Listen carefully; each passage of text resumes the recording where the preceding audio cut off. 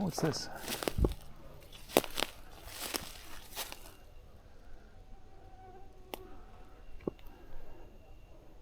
Found a tree here covered in aphids. Woolly aphids.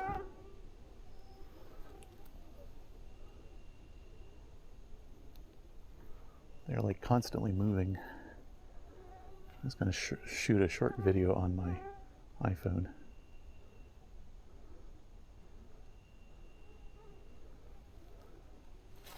I'll step back, kind of see what I was seeing there.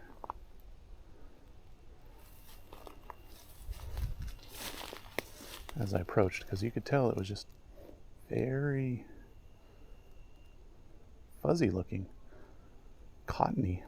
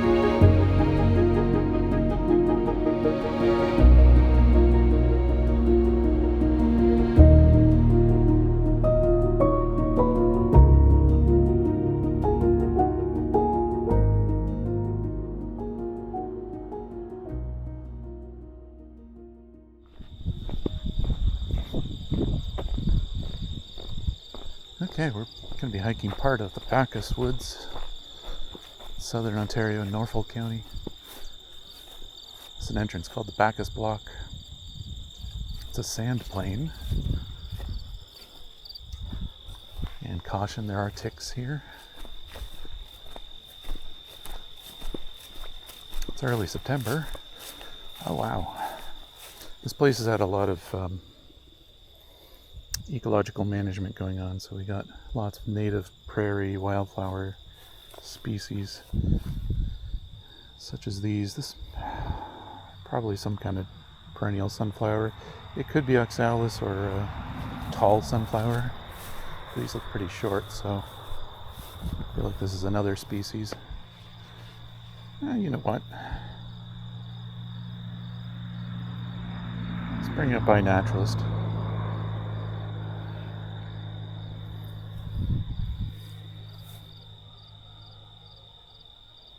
There's a nice photo of it. I'm going to use that to get a naturalist to tell us.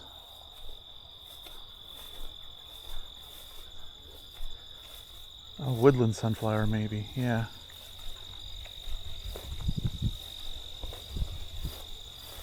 It is a sunflower species though, of some kind.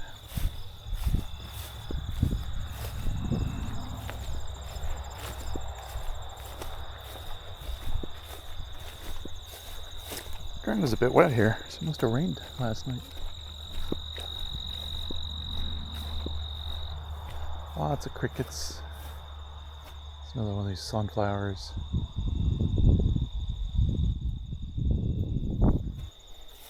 I don't know if it's going to be the woodland one because we're out in the prairie.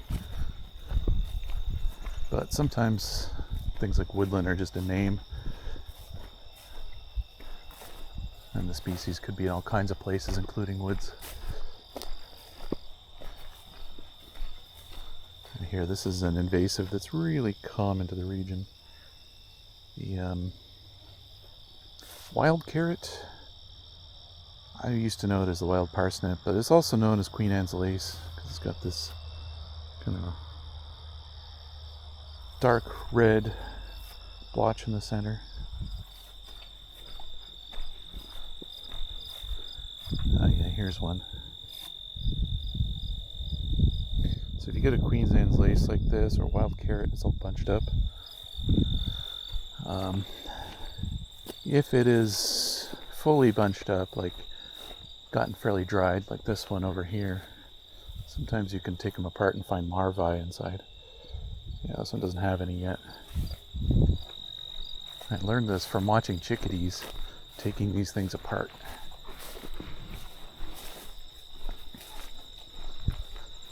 Chickadees will go find one of these, start pecking away, and then they'll get some food out of it. This one doesn't have any. Might be too early in the season to get any right now. Not a native species, but incredibly invasive and common, so not going anywhere anytime soon. It's a biennial species, so it takes 2 years to grow.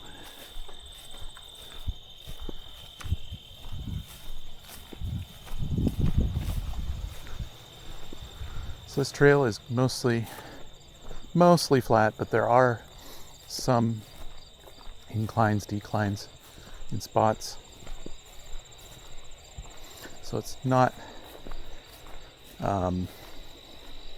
necessarily an accessible trail in the sense of like wheelchair or anything like that, but it is a fairly flat trail, so for those who may have minor mobility issues, this would be fine.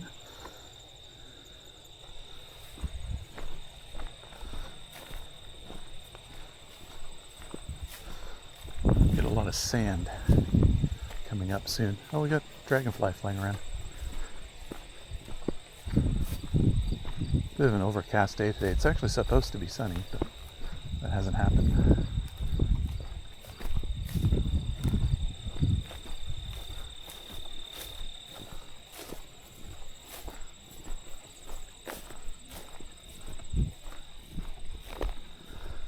We're in a tall grass prairie section. We got this grass here. I want to identify it.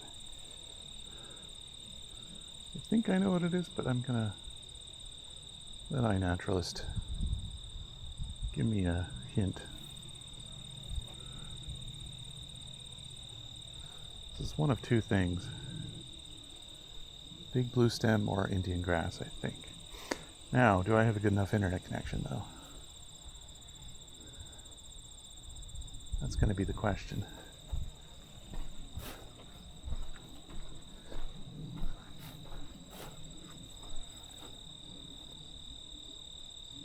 This one's definitely neither of those, but those ones are probably big bluestem.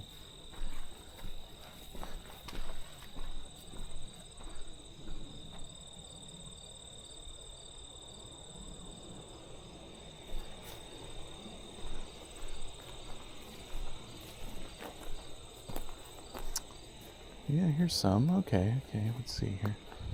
I'll have to wait on that iNaturalist report.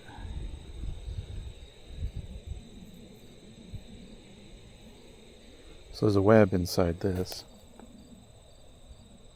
There's a spider in there. Woke him up.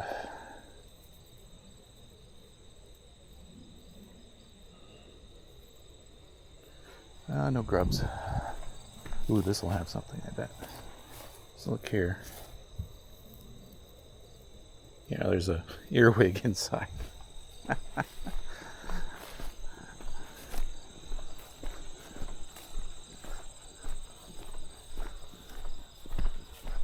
was hearing a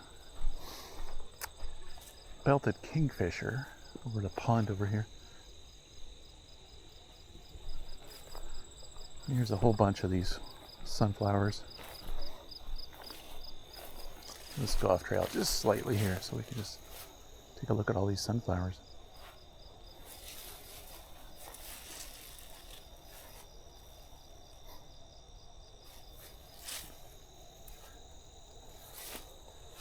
I believe these ones are a perennial one, not an annual, but I could be wrong. Probably going to see more of them as we continue here.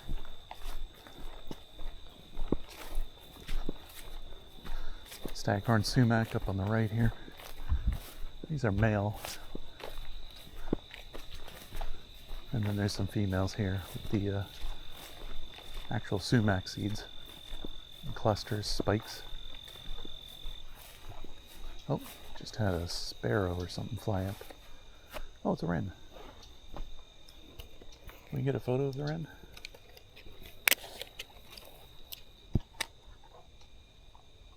I don't know if it'll be friendly enough.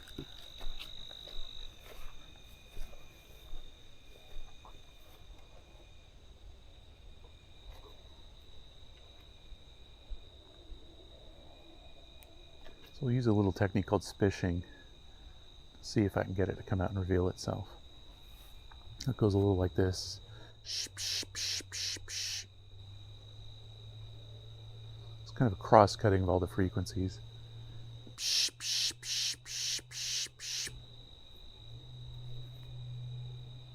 Of course, once I give an example of it, it's not going to work. Oh no, there we go. Okay, yeah, it's checking me out.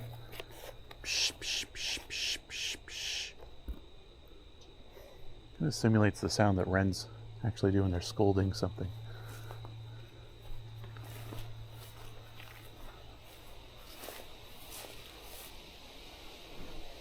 Can sometimes get them to reveal themselves, take a look what's going on.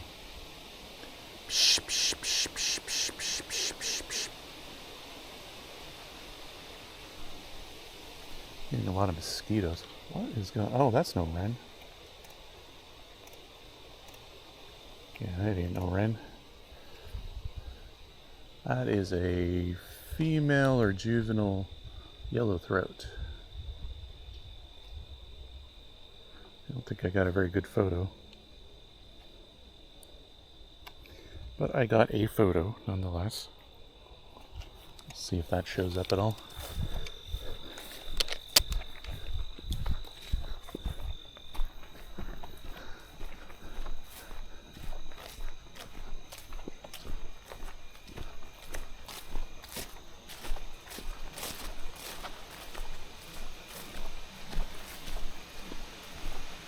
A lot of goldenrod here. I actually haven't come to this place in the fall before.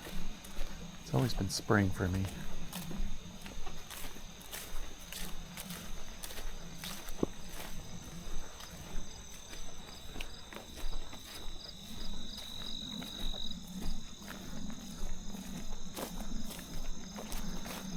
Last time I was here, I did a live stream from this spot. The signal was a little spotty at times.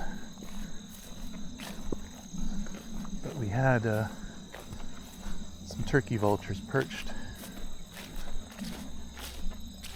in this distant set of trees. This tree line over here.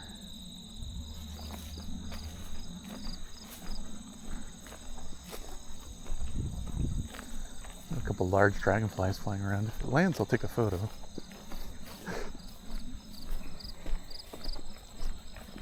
Oh, butterfly.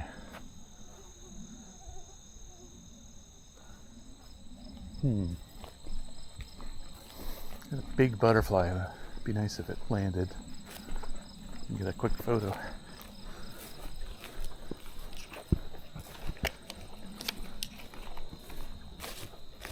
Okay, here we go.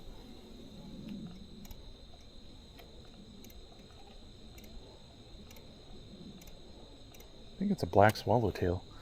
A very large one at that. Didn't know they got that big.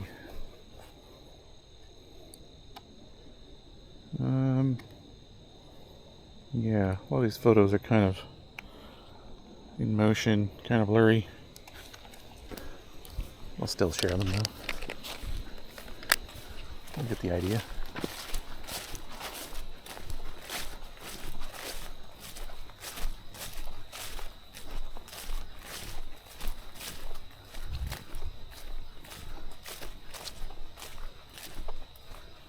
Maybe we'll get another opportunity up here for it. Seems to have landed on some burdock leaf, I think. Let's see if I can sneak up on it though.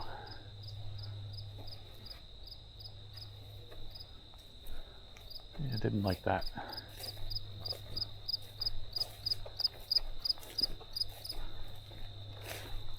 So this is my first time using the 10-bit color on this camera. So if the colors pop a bit more. That's going to be why. Also might eat more battery. I'm not sure if it's going to do that or not. Huh. I do not know what these flowers are. They are not raspberry, that's for sure. Some odd flowers. I guess I'll try our Naturalist again, even though, again, we may not get a signal. I mean, I live streamed from here, so you'd think there'd be a signal. What did you see? Let's see.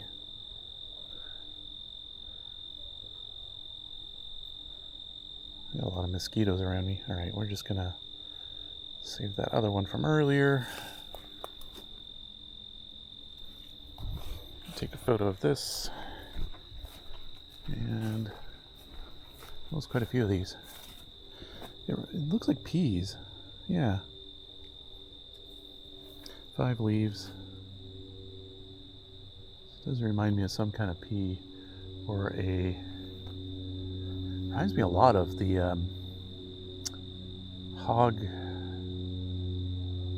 what's it called? Hog-Peanut, something like that.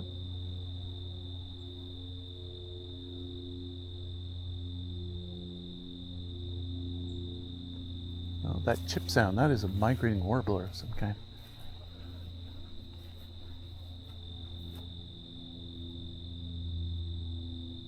Yeah, these remind me of the native peanut species, but that species wouldn't climb this high.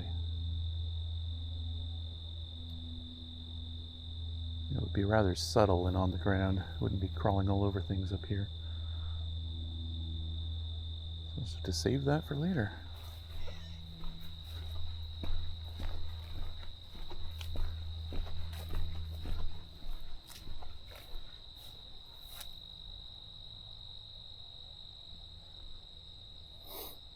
This looks similar to Staghorn sumac, but it's something else. Very shiny leaves. Well, it's unfortunate I don't know what that is. But hey, why not? I Naturalist it again. We don't have a signal now, but maybe we'll later. We can find out at a future time.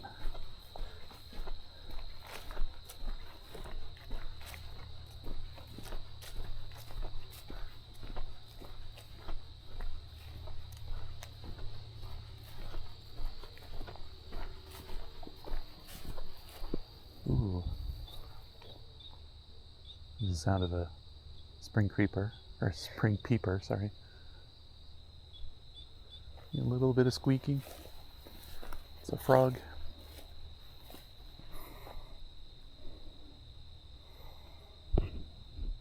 All right.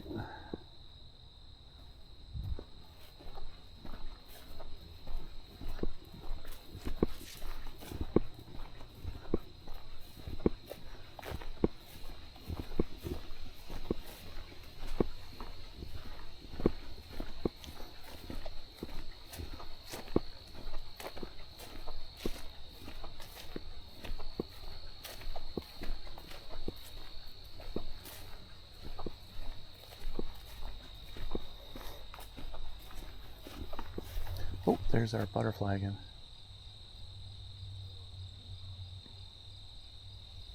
Yeah, I think it's a black swallowtail. It's some kind of swallowtail.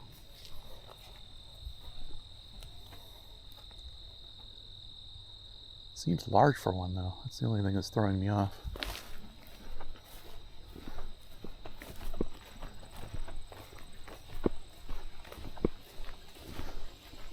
So you can see the rain glistening off of stuff.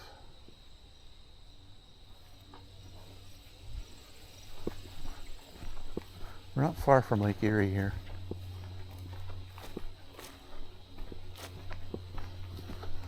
Just about 10 minutes from here. We'll be at the lake. 10-minute drive, not 10-minute walk.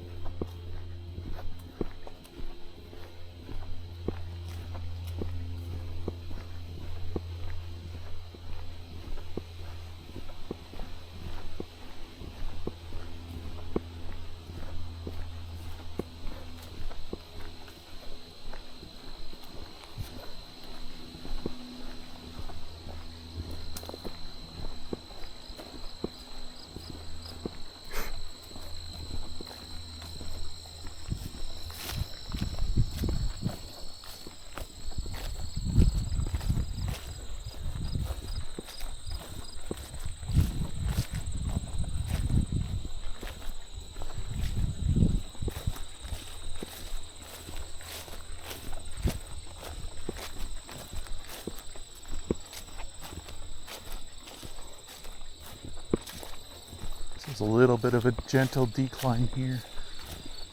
We're going to be reaching a creek shortly. This creek is a nice spot to see marsh marigold in the spring. And more viburnums. I think that's what those are. I saw on the previous hike.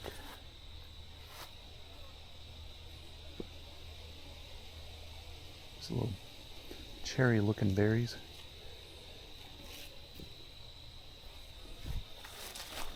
I don't think that's a native species. More of these peas or peanuts.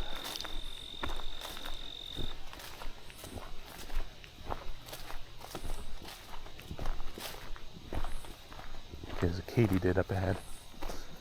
The insect that's like that. Katydid. Same rhythm as the word Katydid.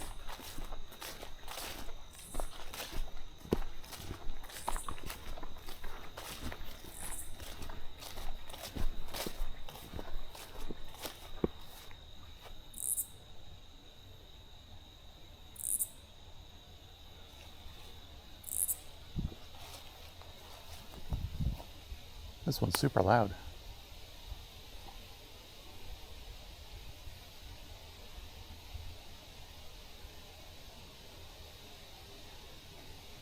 Not sure if it sees me or it's just going quiet anyways.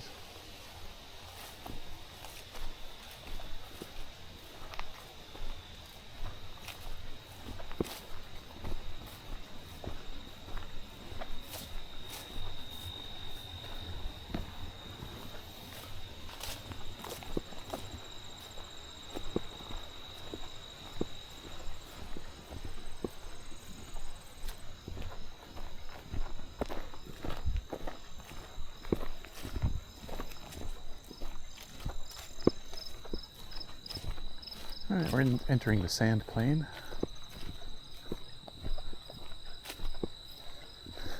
Super long time ago, this would have been a beach, which is why there's so much sand here. Okay, ecology experiment in progress. Keep your cats and dogs off of here. Testing to see if lupines, okay, lupines are really neat. Grown here, uniquely adapted to the environment. Our work is important to conserving beautiful plants. If you have any questions or cool sightings to share, please email me or tweet me. That's for Cameron. CameronSO.ca. Or on Twitter, Cameron_SO. If they are still on Twitter. But it looks to be a McGill University study. Maybe I'll take a picture with my phone. I like doing that sometimes. I see an interesting sign.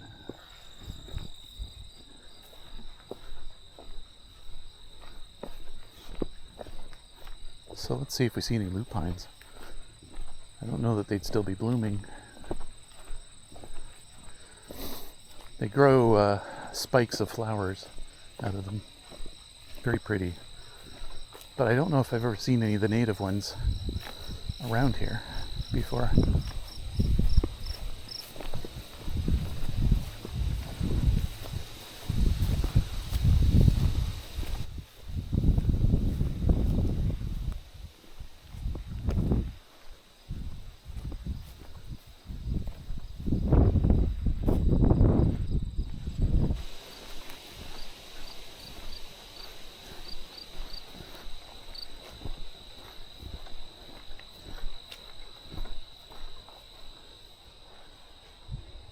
It's that flat top goldenrod. I think that's what it's called. Could be super wrong though. Once again, can we get a signal here? Can I get a photo and get a signal? I used to be so good at identifying the different asters and goldenrods. And just over the years, it's kind of fallen away.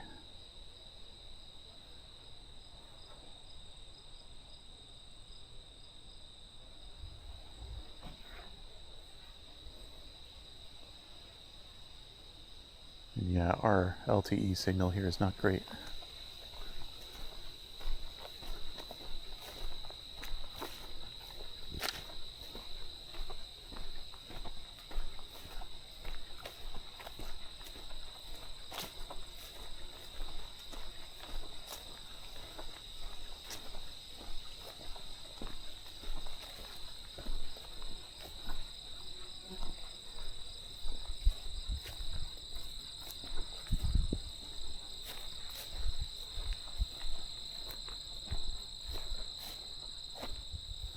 Oh, we got a little butterfly here. So either a blue or an elfin butterfly. They're tiny little things. Let's see if I can possibly get a good photo of it.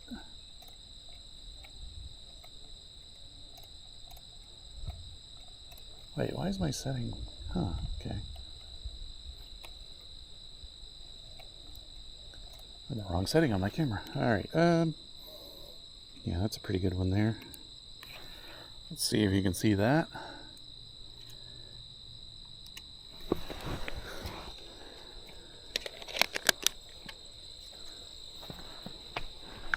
Very old sign that has worn away a fair bit. Nature Conservancy of Canada, by the way, owns this land. I believe it's ncc.ca is their website. So we're a bit of a fork in the trail here. You can see there's a lot of... actually, you know what? I have never taken this trail here. I usually go into the woods. Let's go this way for a bit. I want to see what's up here. Spend some time in the sand plain while it's not sunny.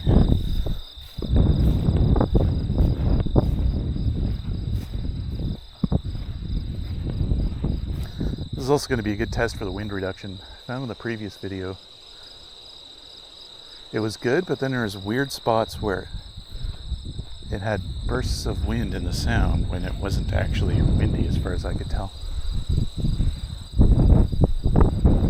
But see how this seems. If it's a problem, I can look into getting some additional coverage for this camera, additional wind screen perhaps.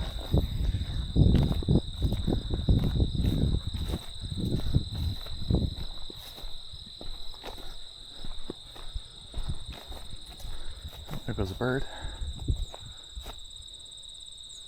Went into hiding. I believe that's a field sparrow, from what I'm hearing of the cheeps.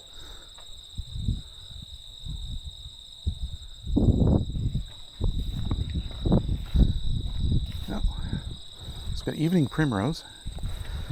This flower will not usually be open during the daytime. We're lucky. Could be because of the low light conditions right now. It actually opens at night, typically.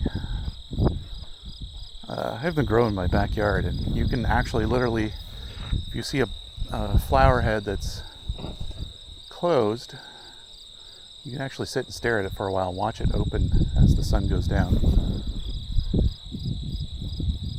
And there is a specific moth that likes them called the evening primrose moth. So if you ever come across an evening primrose and there's a pink moth inside it, that is the evening primrose moth. Not something I've encountered much in southern Ontario, but like midwestern Ontario, Bruce Peninsula, I've encountered them frequently.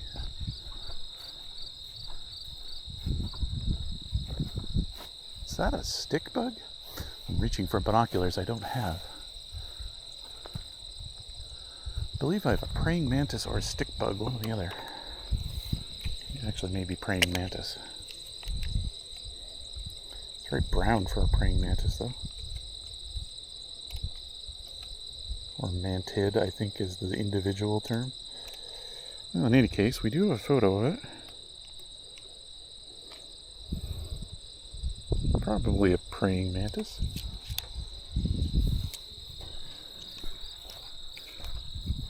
Okay.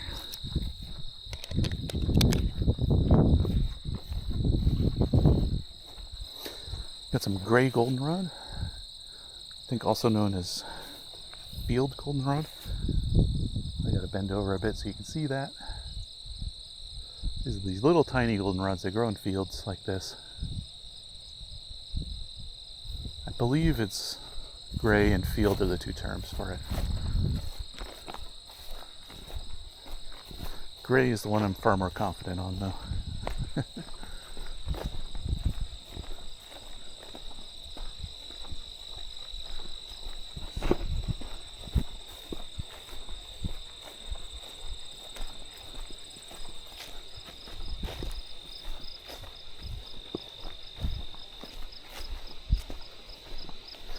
Got some brown-eyed Susan down here. That's a native wildflower, also known as Rudbeckia.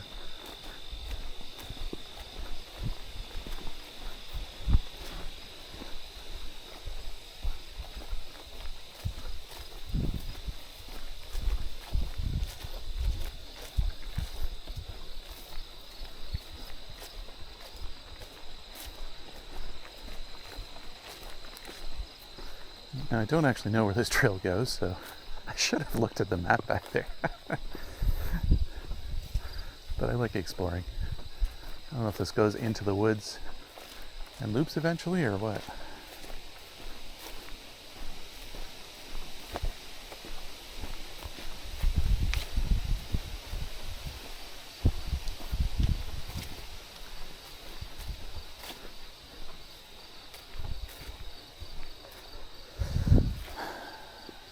I forget the name of the species other than it has the word club in it, I'm pretty sure.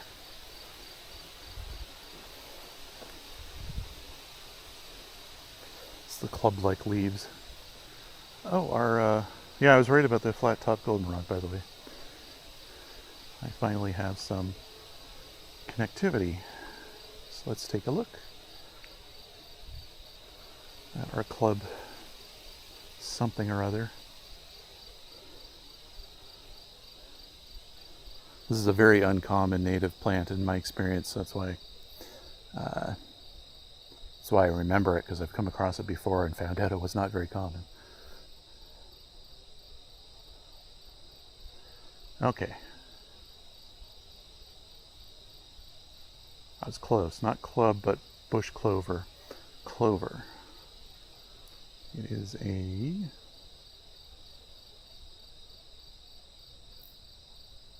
round-headed bush clover, probably. I bet you that has a different name that's like club bush clover or something like that.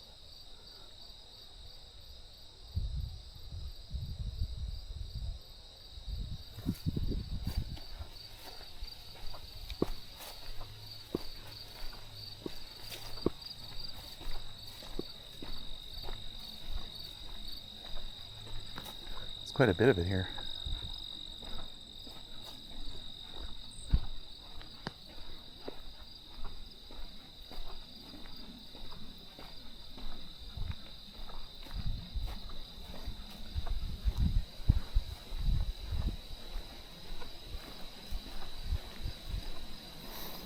So just passed some scat, some poop on the ground that was from a coyote, and I know that because it was basically made of apples. Coyotes this time of year love eating apples. You'll see it being pooped out everywhere. So unless someone's been feeding their dog apples, that's what that was that I just passed.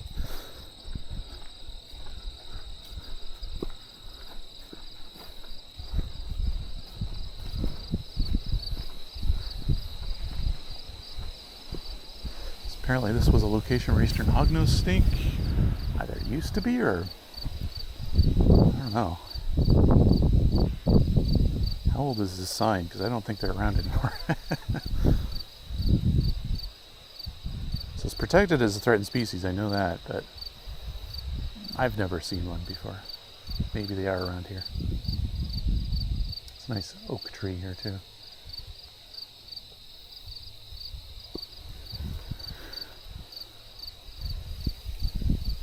So it says the most distinguishing feature of the eastern hognose snake is the upturned snout, which it uses to dig into sandy soils. Okay, I don't go into sandy areas much, so maybe that's why I haven't seen one. Mature ones can be a meter long. Oh boy. They're in sandy, well-drained areas such as beaches and dry woods. Okay. And it might flare its nose, or flare its neck and hiss when it's threatened. It rarely bites, but it can strike. And it will play dead by turning belly up with its mouth open if it's threatened enough. Is not venomous, so even if it bites you, it doesn't really do anything. Doesn't mean you can't get an infection, though, so still don't want to get bitten.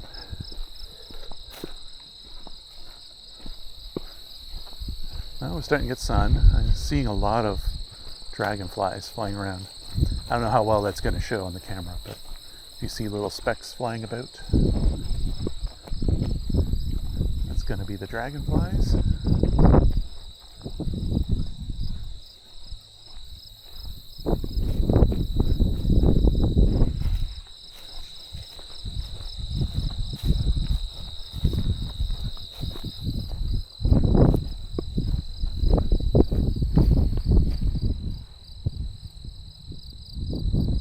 A lot of oak trees planted here, so I'm assuming they're wanting to grow an oak savanna here, maybe.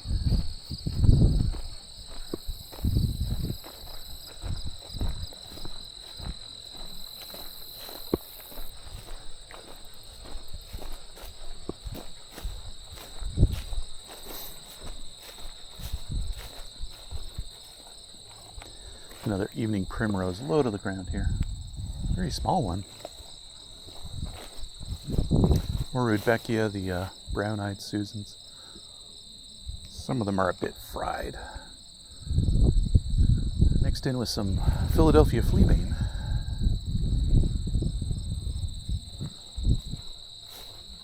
It's kind of late in the season for it, but maybe it's having a second go.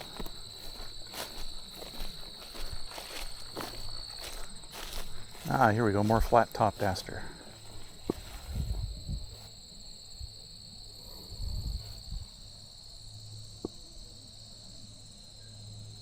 Perhaps from the angle of the camera you can tell that it's kind of, or sorry, not flat-top aster, flat-top goldenrod. There may have been a time in the past it was called flat-top aster, or there might be another species called that. Asters and goldenrods used to be considered kind of to be the same. I think. They're closely related in any case.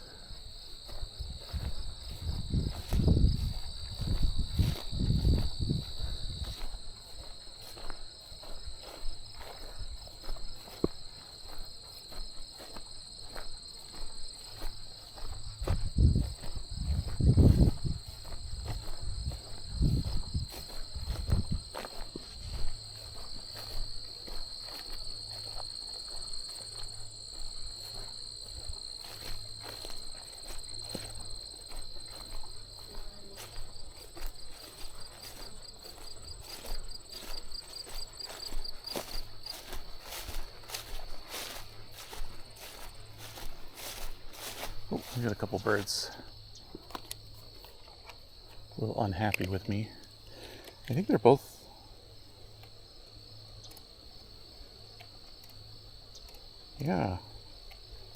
both common yellowthroats again. One's a young one, pretty sure. Yeah, that's a young one for sure. It's got the extra yellow to the beak, where they don't have the feathers grown around the beak yet. So it looks like the beaks are extra, go further back than usual. You'd normally have feathers covering this yellowish part of the beak that's further back into the face. The young ones don't have that grown out yet. That's a pretty, not universal, but near universal thing with juvenile birds, is their feather coverage of the, I don't want to say base of the bill, I don't know if that's the right term, but the furthest back part.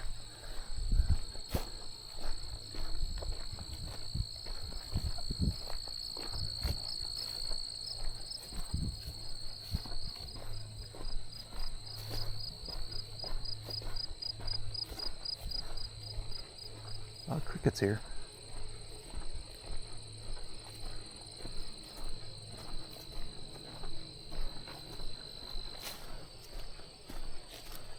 Well, we are going into the forest here, so I'm going to hope this is a loop. Just one I haven't explored yet.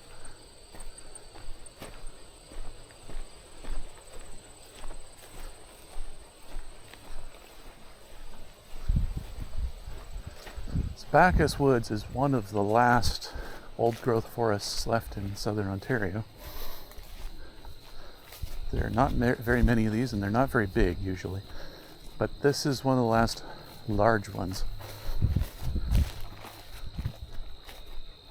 So when we get deeper in, there could be some very old trees.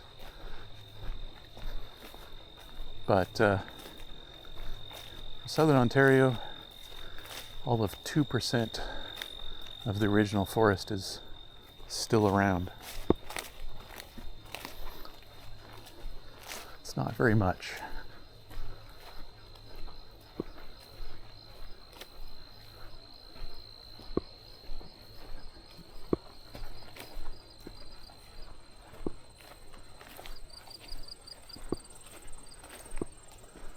Running strawberry bush.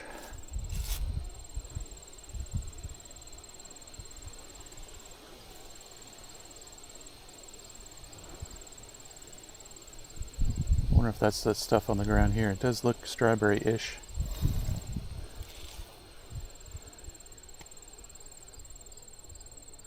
Although there's a lot of things with 3 leaves here, so. What I don't think is poison ivy, though. These leaves are too small and too detailed. Yeah, this is more of this running strawberry bush. Okay. So the sign's still relevant. Sometimes you get signs where they say, "Oh, this is here," and then 10 years pass and it's not there anymore. Habitat has changed. Not the case here, though.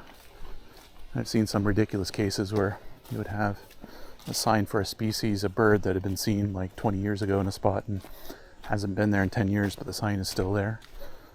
And the habitat's completely changed and inappropriate for them. It happens. Oh, we're in the low light now. Thankfully, we have lots of sunlight above, so this isn't going to be too dark, I hope. All right. This is a relatively new looking sign here.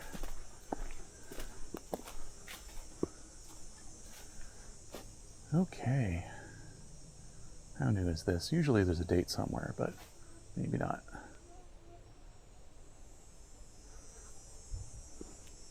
Okay, Benny Henderson and then Elsa Wild Animal Peel Canada. This is usually when you come across a sign like this, it's because it's a memorial forest. It's a bit about the location you're at, but this is actually just about an agency, it seems. And about the return of bald eagles to the north shore of Lake Erie. We have some burrowing owls pictures, but we're never, I shouldn't say never, but we're not going to have those in Southern Ontario. I don't think they've been in Southern Ontario for a long, long time.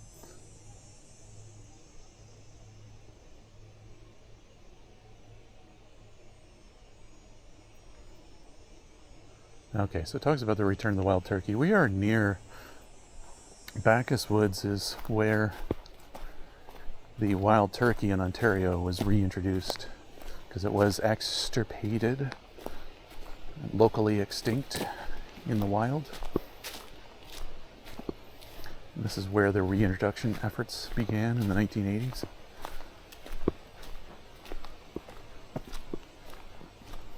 Oh, chipmunk running up the tree.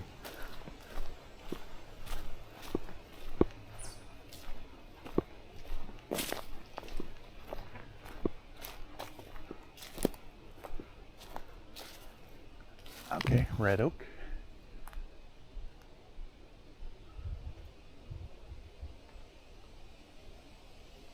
Fast-growing, long-lived, lives to 300 years or more.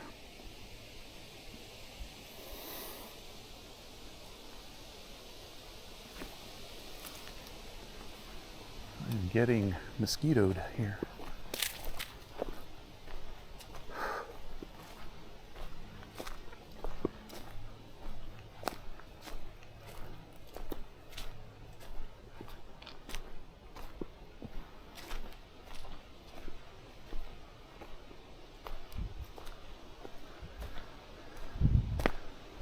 I can tell this is going to be a hot day today, just the way it's feeling, and being under the canopy, it's nice and cooling.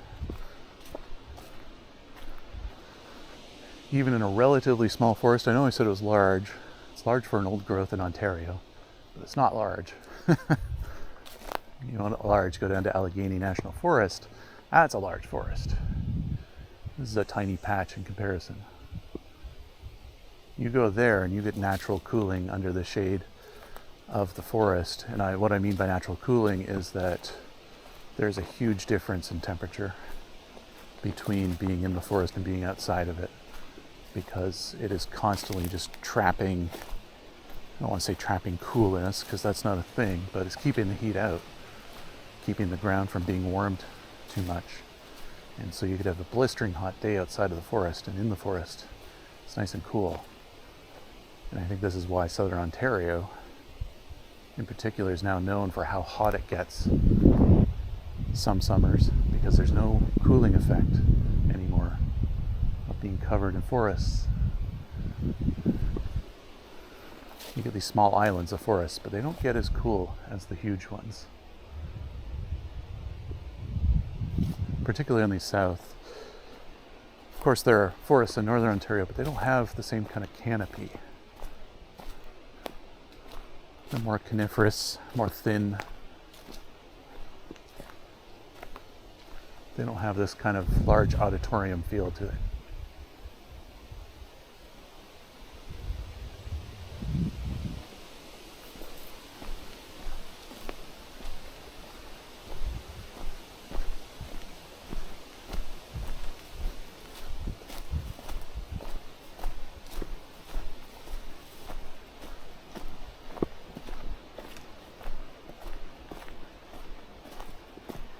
So I can tell no one's hiked this trail this morning.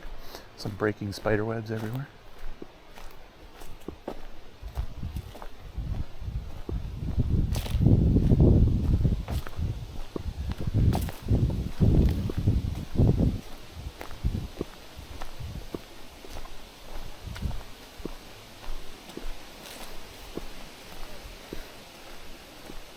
Okay, maple leaf viburnum. This is not the same viburnum we saw earlier. It's these little smaller plants. Low-growing shrub with slender, upright branches, maple-like leaves, hence the name. You know what, I've seen these in all kinds of places and I just assumed a lot of them were sapling maples, and probably some of them are. I see some that are definitely. Fruit may be in variety of colors, red, dark blue, purple, sometimes black. Grown clusters mature in September and October. Okay, and there's definitely some here. It's this. Well, this I wouldn't mistake as a maple. I can tell the difference. So that's a maple. This is a maple sapling. So these saplings can get incredibly old down here. They can just sit here for 10, 20 years waiting for one of these big ones to fall over, and then they'll just shoot straight up into the sunlight, take their opportunity to get to the canopy. But right now down here they're not going to get enough sunlight to do that.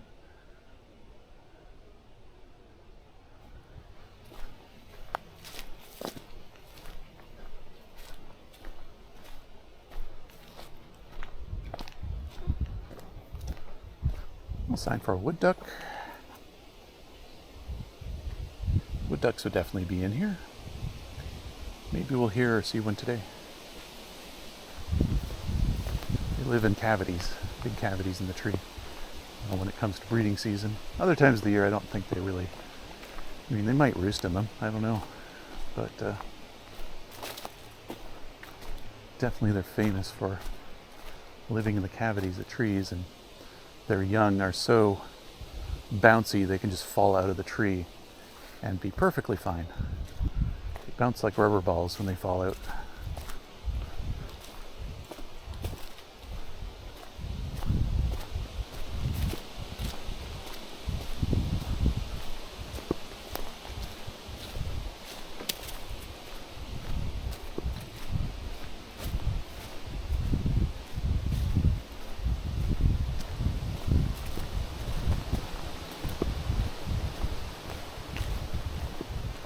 So you can hear it's a lot of wind, but I don't feel it.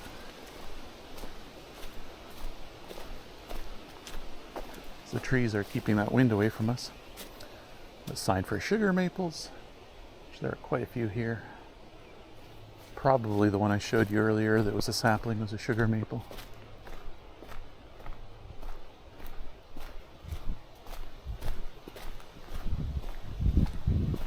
Is there a sugar shack here? I think there's a sugar shack here.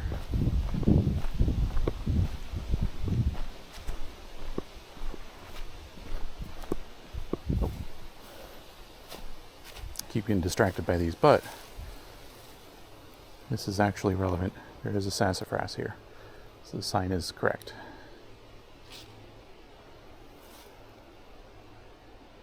You can grow up to 30 meters in height. Spicy fragrance on the twigs and bark when broken. What's that sound? Sounds like there's a bluebird nearby. Excuse me, but well, not nearby, within earshot. Although bluebirds are very quiet.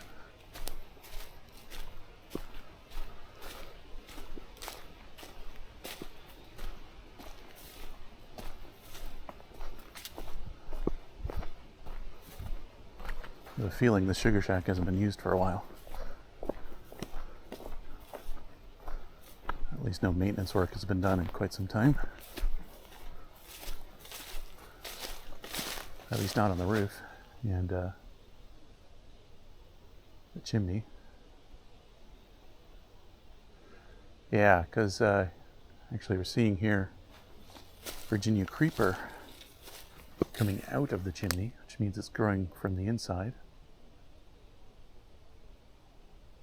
Which is kind of amazing that it did that. Either that or just enough accumulation of moss that's decomposed and a seed, just enough to give this creeper the chance to grow and escape. And it's made it to the ground. It is going to escape.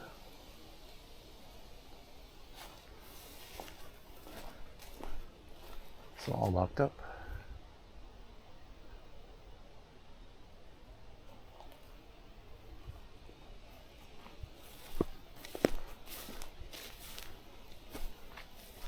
Huh. This wood doesn't look that old, though.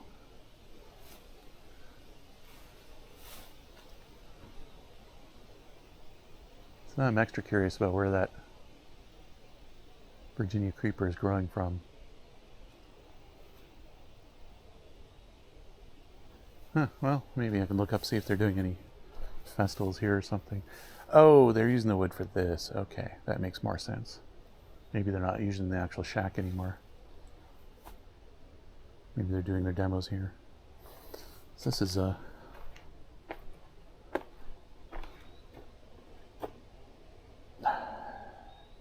Need more equipment, but I believe this is a boiler of some kind. Ooh, it is in disrepair, that's for sure.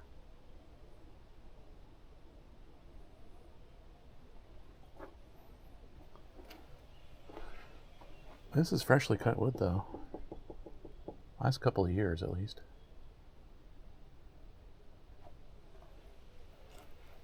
Maybe even sooner.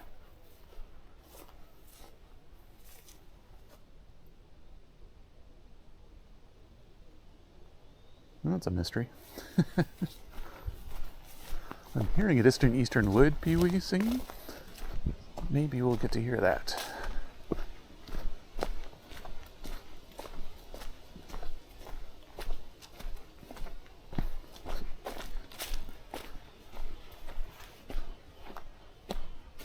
Oh, we got a tree that's kind of got its own stilts. So this usually happens when there's a parent tree that is a stump, like a tree falls over, there's a bit of a stump left, but on top of that stump there is a seed, and what happens is slowly that stump rots away. It rots enough to give enough nutrients for a seed to sprout. The seed sprouts, but it needs to spread somewhere its roots in order to get a better source of nutrients and water, and so it reaches around the stump, and what you have as it grows up, it will have the the roots, which is what we're looking at here. Okay, that's a pileated woodpecker. The roots, as the tree grows, the roots go up. So it looks like it's on stilts, even though it would have started on the ground. I want to see if this pileated woodpecker is visible. I think there's 2 of them, maybe.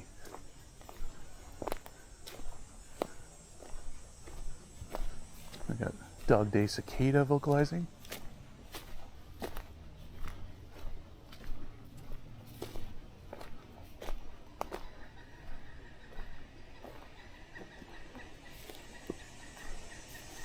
Oh, I see him flying by.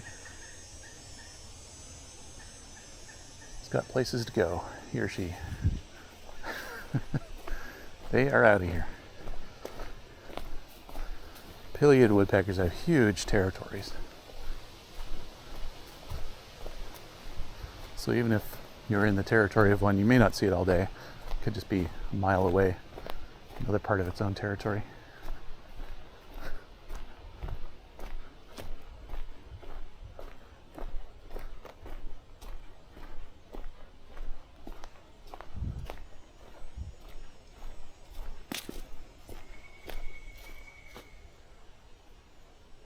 More calling from it.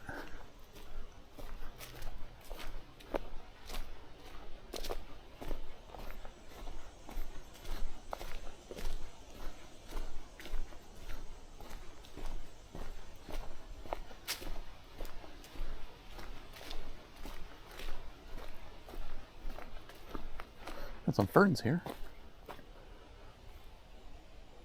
Haven't seen too many ferns yet.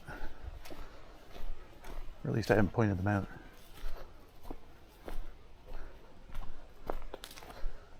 Okay, where's this? Hopefully there's a map here. I know where I am. Whether this is a loop or not. It's fine if we have to backtrack. I don't mind that, especially somewhere new. Oh, we're in the concession. Okay. And if we cross this road, there's another whole system. Yeah, we can loop. It'll take a while. That's okay. So, for the benefit of the camera,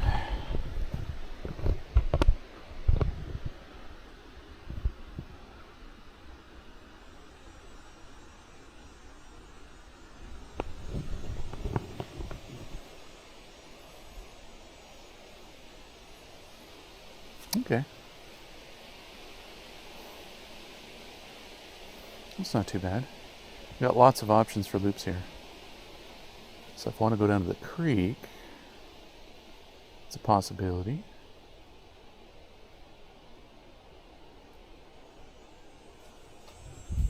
So we just completed what is called, well, not completed, but did most of the Four Oaks Trail. We're going to be heading on to the Weston family trail. That's the big bread manufacturer. So they must have donated a bunch of money for naming rights. And yeah, I'll play it by ear from there. I would like to take the look at the floodplain trail. I think I've been on that before.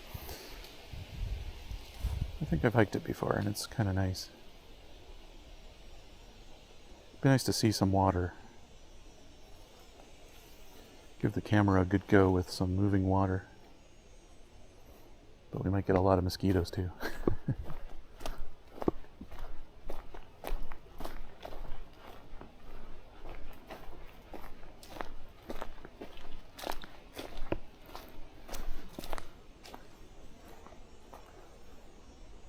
Okay, conserved for the benefit of nature in 2012. So this is a relatively new set of trails.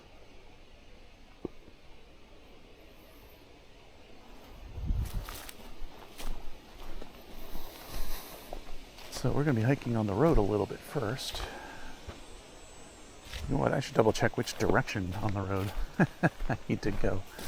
So I'm not entirely sure. And I didn't do what I usually do, which is I should take a photo of this map. So I just have it in my phone.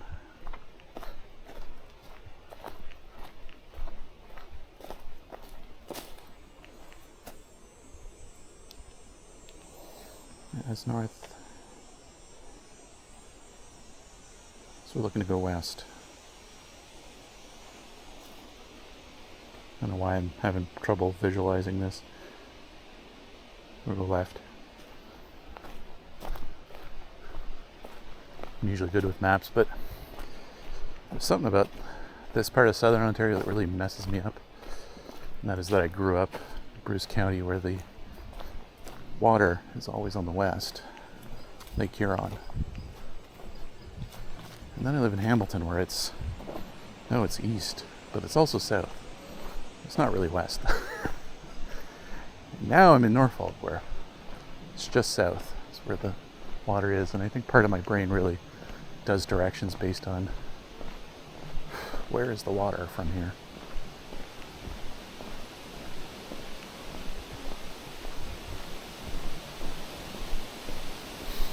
This is a nice quiet country road. Very sandy.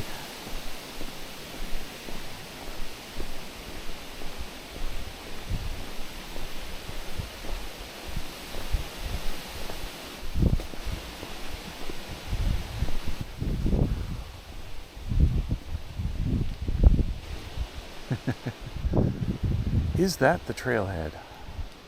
I have my doubts. It looks like it used to be a trailhead.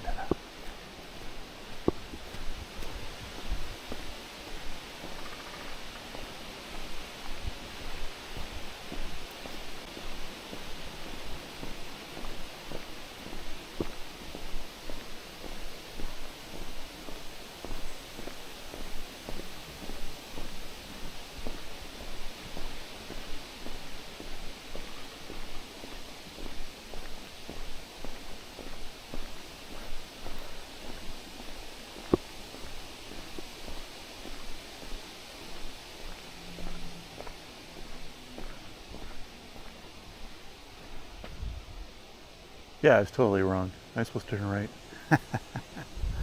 See? My instincts are wrong here.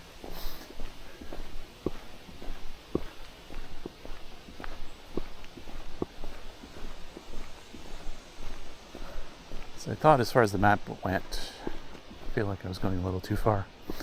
Anyway, we're getting a good look at this road, which barely anybody drives because it is a rough road in some spots where it gets very muddy.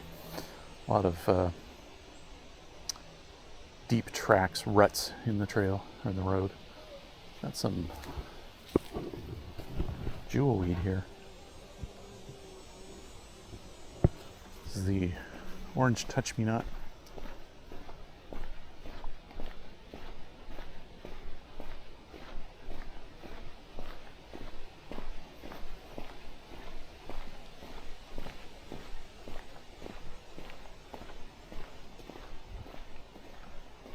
Looks like there's a previous trailhead here. I had to put some blocks in, and you can just barely see where there did used to be a trail. Probably before the public system went in, there was probably a private ATV trail there.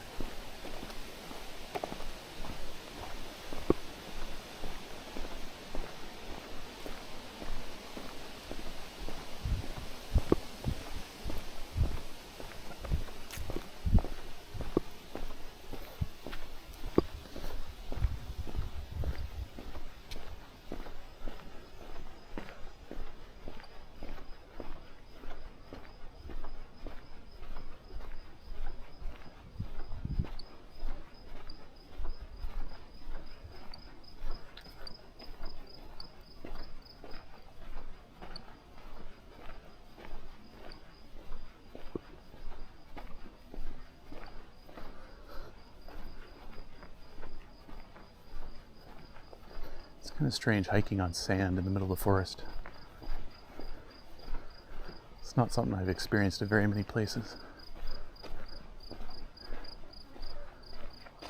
Especially when not next to the beach.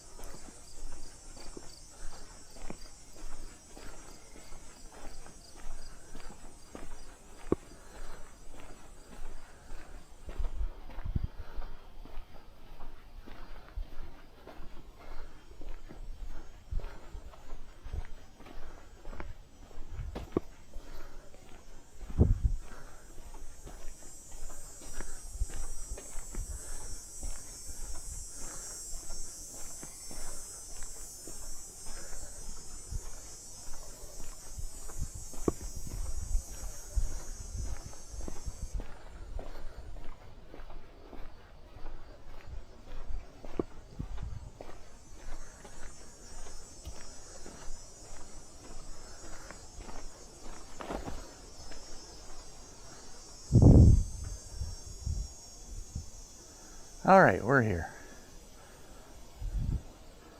Another part of the Backus block.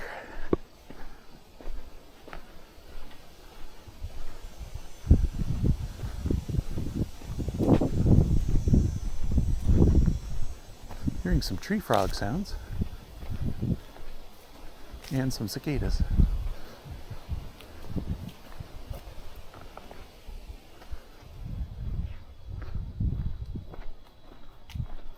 Again, only gentle slopes here, really, in this section. I believe when we get to the floodplain section, there might be a little more decline. I don't think it is quite into the level of even moderate hiking. It's more of an easygoing hike.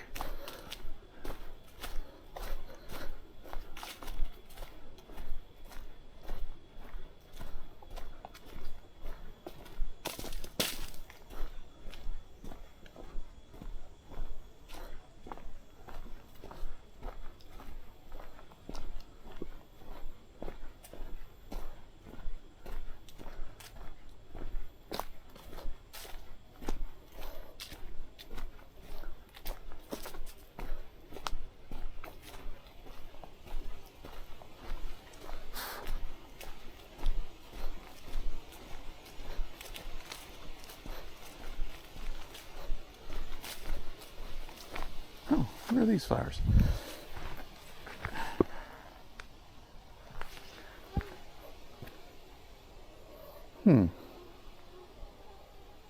Question is, am I going to have enough good signal to find out? Hello?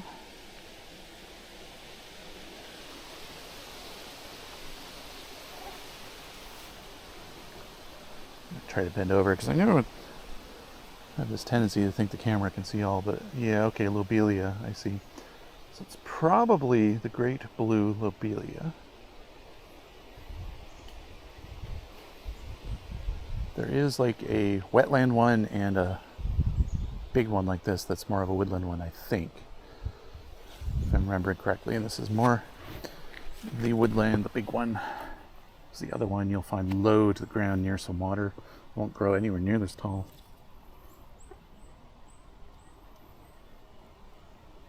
Hopefully that's good and visible.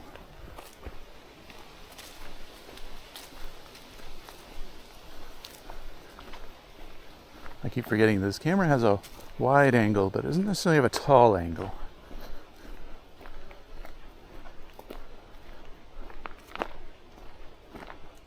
So if something's out of frame above or below, I apologize in advance.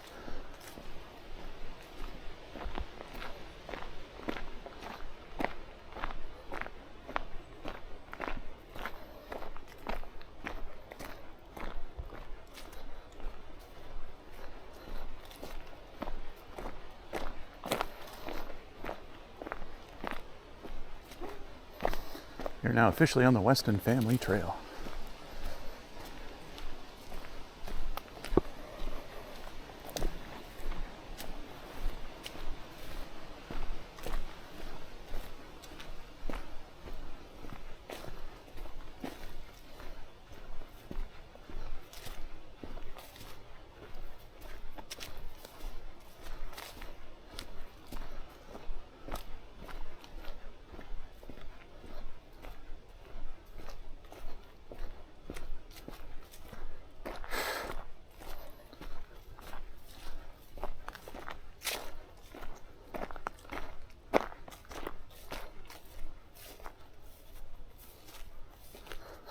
All right, we're at the junction of Sugarbush Trail and Weston Family Trail.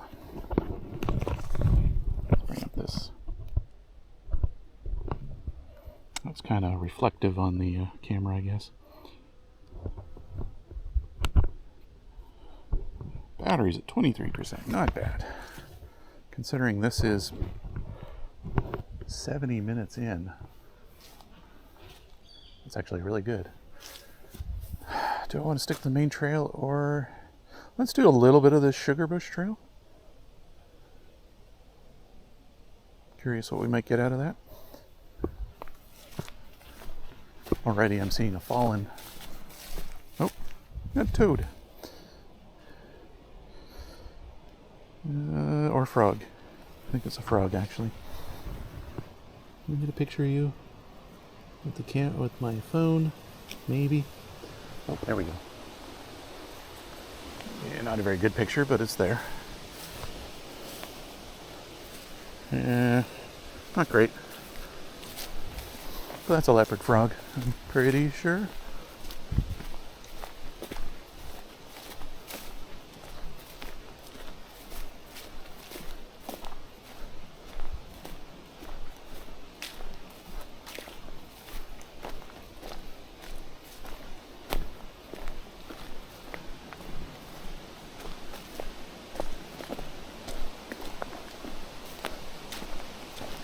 Ah, we got an information sign about the Pileated woodpecker, which is that one we heard earlier.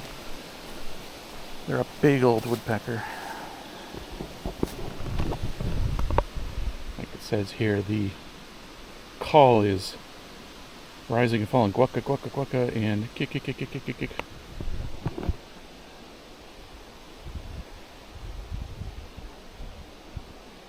It's even a little information thing. So if you got a QR code reader right now, you can also see whatever that is. Maybe I should check, do I have enough internet to even do it?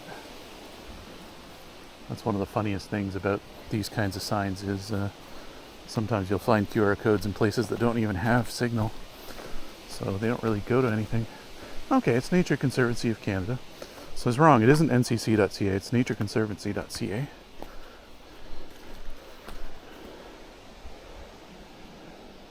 What happens if I go to ncc.ca? Okay, it goes to some other thing.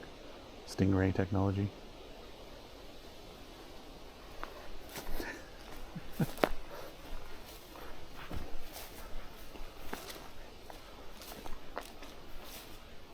Yeah, okay. It goes to Stingray, which is a radio station network kind of thing.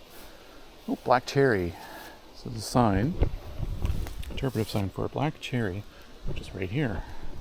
So I'm just going to step over. And I'll tell you the distinguishing feature on this is think of really, really burnt potato chips. And it looks like this tree has had burnt potato chips pasted onto it. And that is what a black cherry looks like when it's grown up, mature.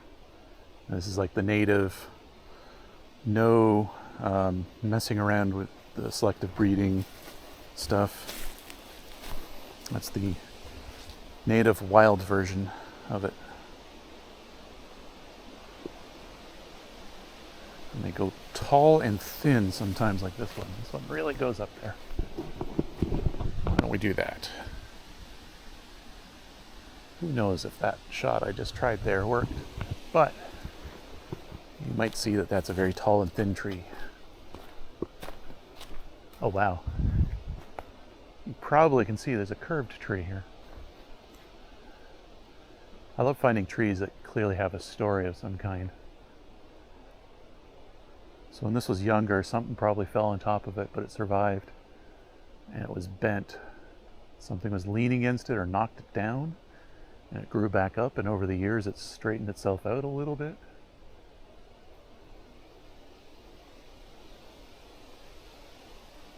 That's a very fascinating tree. Once again, try to point this upwards some.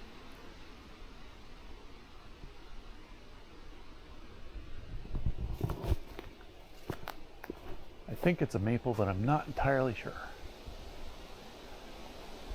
Yeah, I don't know. I'm only guessing maple because there's a lot of maples here.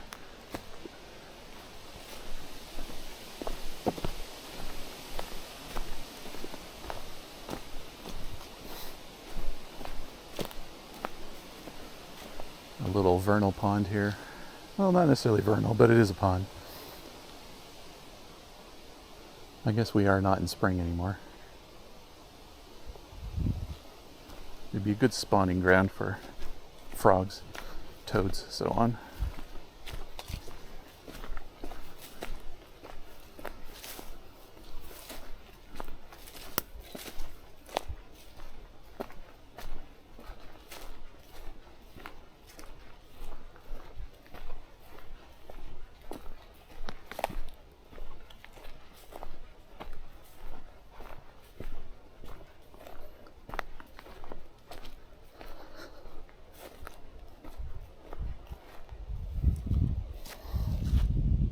During a study in 1985, a rare southern bog lemming was caught at this site. The rodent has small ears and long grayish fur. Closely resembles the meadow vole. They eat grass, seeds, leaves, moss, beetles, fungus, and bark. Peculiar habit of cutting up grasses into even lengths and piling them into mounds. Okay. So some unique species here.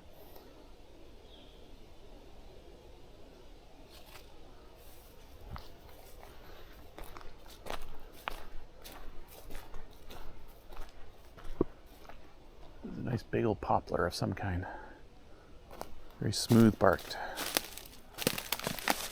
It's like a cement block. Doesn't feel too much different from cement. Oh, and there's some harvest men up here.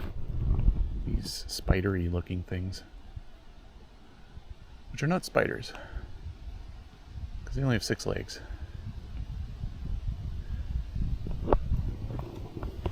Just another kind of invertebrate. We've got a hemlock, eastern hemlock.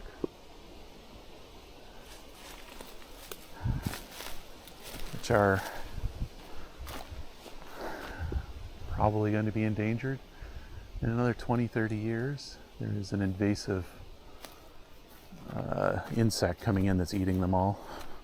Well, not all yet, but in very limited locations, but there's no great way to contain that parasite, so I have to appreciate eastern hemlock while it's still here.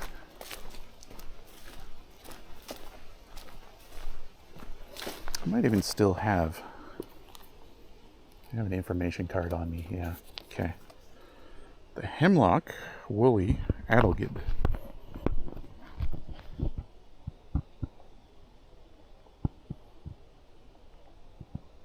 Does that show up on here? Okay, so this is the thing that is taking on the eastern hemlock, causing problems.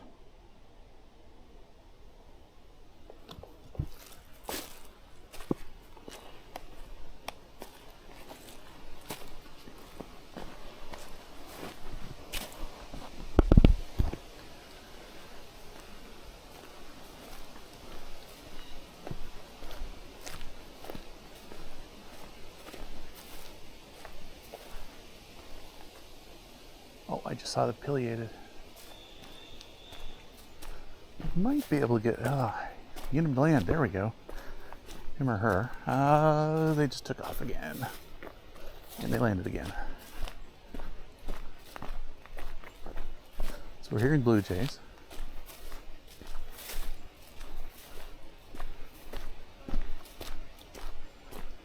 Hearing cedar waxwing, very high-pitched bird. Quiet and high-pitched.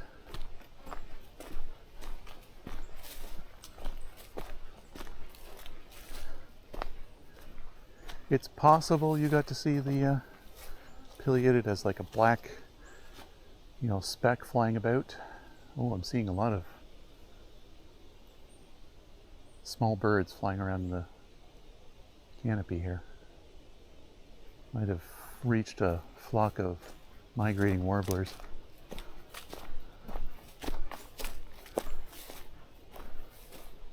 Very tall eastern white pine too.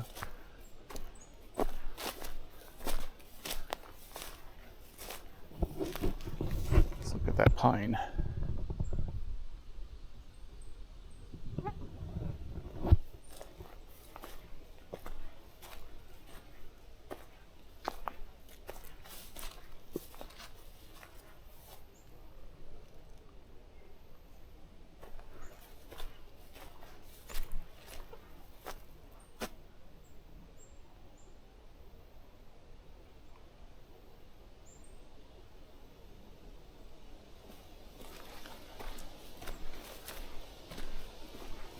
Quite a few of them up there.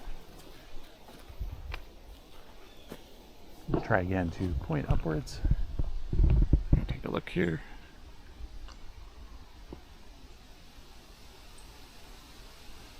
You may see little birds flying around.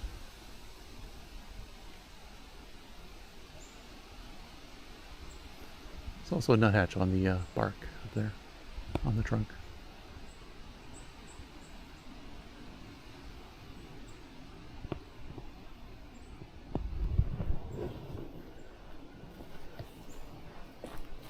All these little ticking sounds. Different. I think cardinal or chickadee. I think that's chickadee actually. So that one wouldn't be migrating. There are some other little birds, just slightly bigger than chickadee, flying around too. They're not saying much. Migrant flocks can be really quiet sometimes.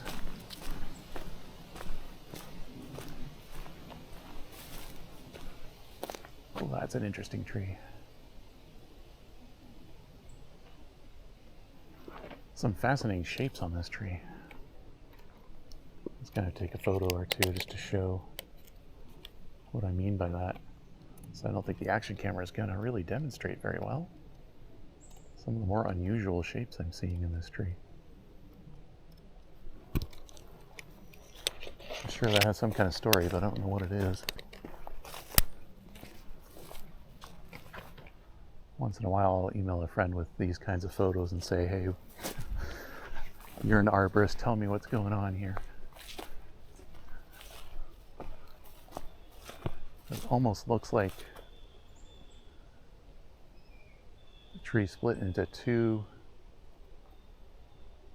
trunks and then merged again, or had some kind of stress that made it look like that.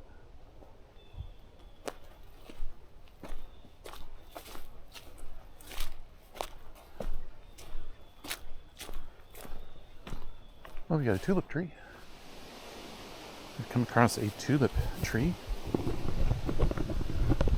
And a QR code. Come from the Nature Conservancy website. It's a big tree. If I were to go hug this tree, which I probably, well, I guess that is, big giant spiderweb in front of it, never mind. It would, my arms could get around half, maybe, of it.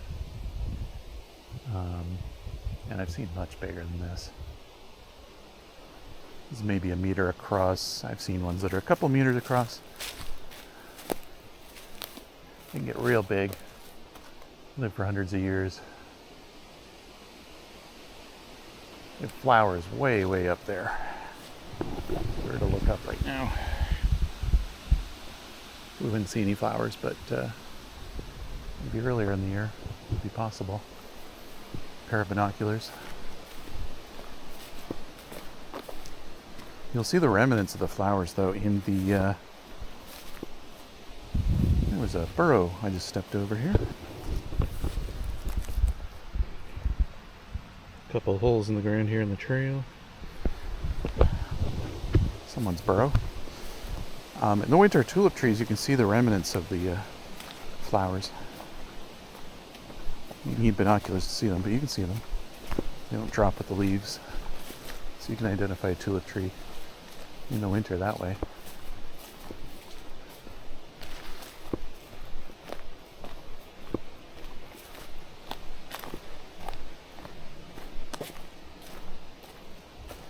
Got some interesting fungus here.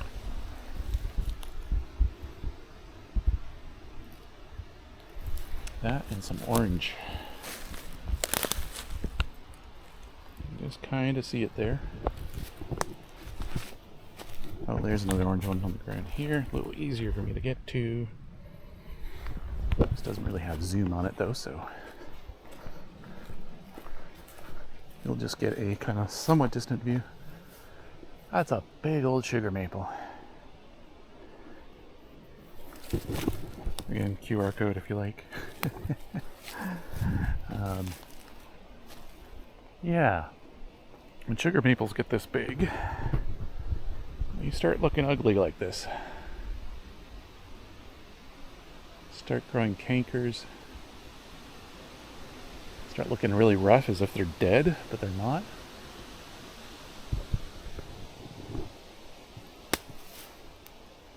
Like if you look at this base of this tree, if I didn't look up at all, I'd look at this and go, yeah, it's probably a dead tree, but it's not. Quite alive up there.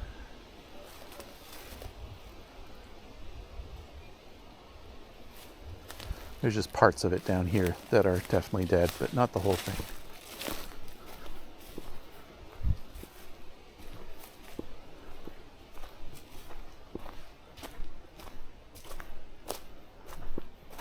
Oh boy, big web right here. I was about to put my face into this. I don't know if this will come across. Wow, what kind of spider is that? I gotta get a picture. That's different.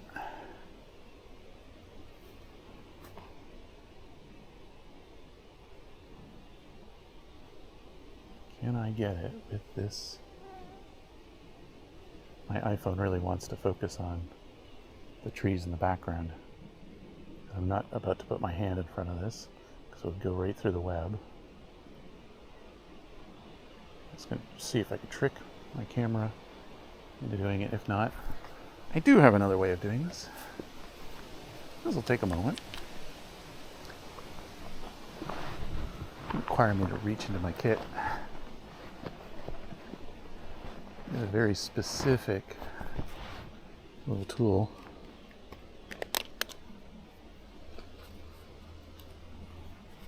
I haven't used much this year. Glad I brought it with me on this hike. That is, I have this clip-on macro lens.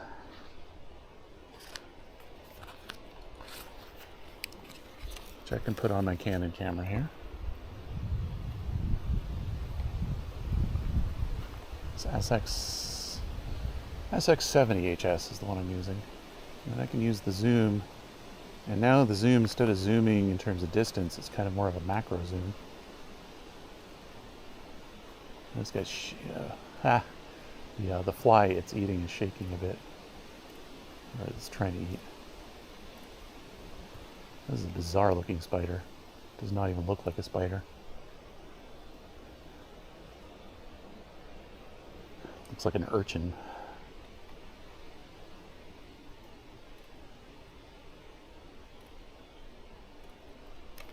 Did I get a good photo? Oh boy, it's low light in here, isn't it? What can I do about that? I guess I can turn... Let's go back. I'm going to let a bit more light into this.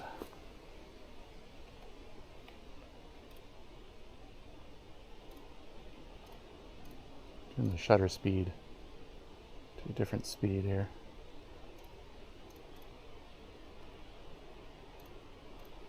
A little more light in. Alright. You can kind of see there what I mean by it looking like a blob and not a spider. What an odd looking thing to be a spider.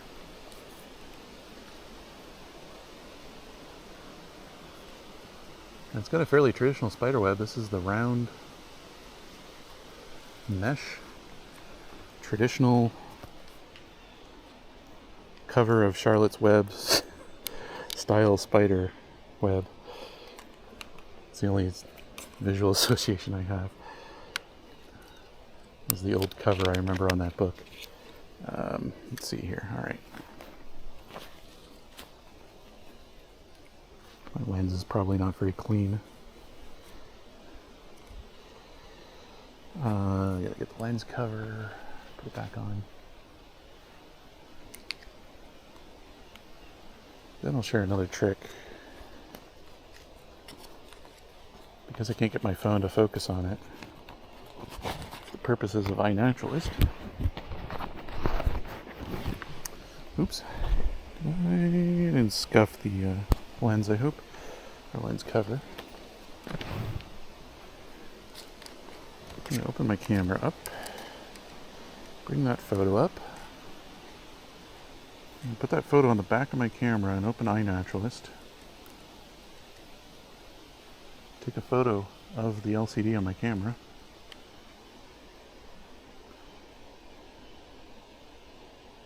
Some people hate doing this because it doesn't seem like a legit way of taking photos, but it's great for identifying things. Okay, it's a spined Micrathena. Micrathena species. Alright, I want to learn more about that though. Information. So it's an orb weaver. Okay, yeah, that's an orb style. Spins a moderately large, can be 30 centimeters or 11.8 inches or more across. Very tightly coiled web, often in wooded or brushy areas. Completely harmless to humans. It's funny they have to say that. But wow, that picture. Look at this thing. So I'm going to try to duck, make sure I don't actually break its web going through here.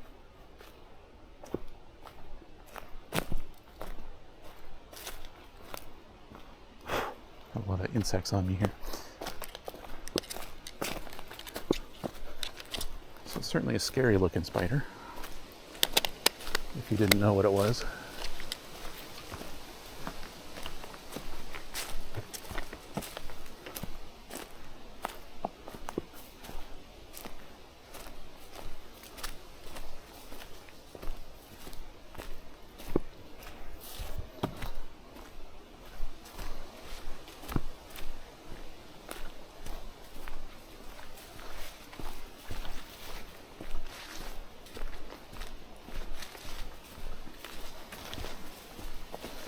Trail gets a little thick in here. Have to be paying close attention. Spider webs. If I start seeing them, I'm gonna have to get what I like to call a spider stick, so I can break webs from a distance, rather than putting my face into one.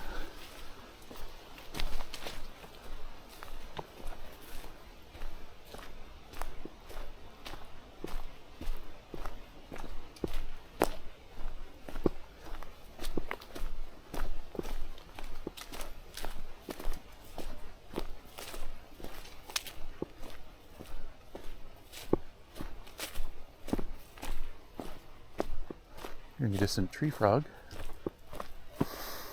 Barred owl. I doubt there is one right here, but it's nice they have a sign about it. The bench is falling apart here. I remember this spot because I was here 3 years ago.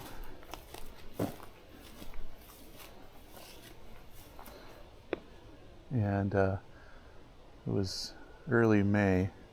There was Blackburnian warbler up in the trees singing. I was recording for the Songbirding Podcast. And I remember checking, it was a Monday, I was checking Apple Podcasts and found out I had been promoted by Apple on a banner. And I was standing around here when I found that out. I got a lot of audience out of that.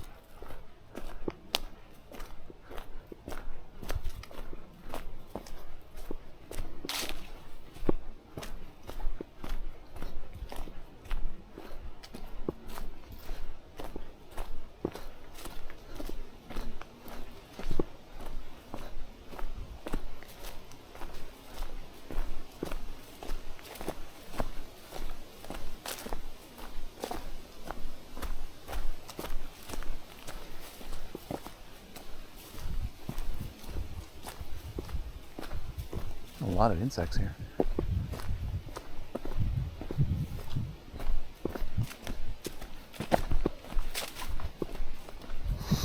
More of the Lobelia here.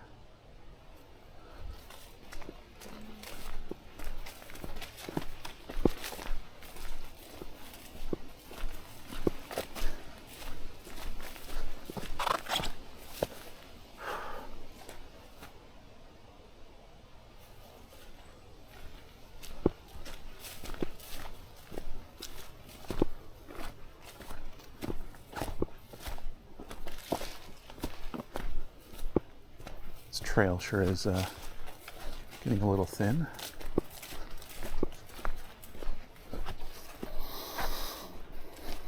fairly easy hike though. Just a few roots and rocks here and there.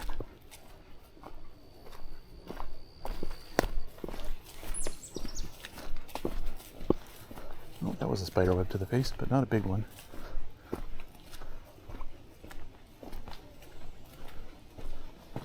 I like when they do this. They've got a mesh on this walkway here. That's to keep the trail from getting too slippery, because white wood, especially this kind, can get really slippery. And it can get icy. Oh, got some coral fungus right here.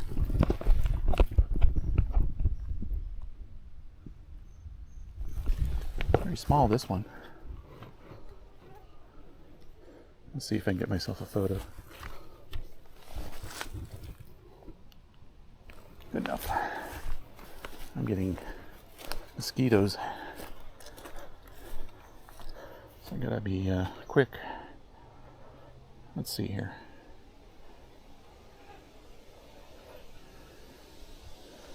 Here's our photo. Coral fungus. Oh, this trail is closed. So we will not be taking the floodplain trail.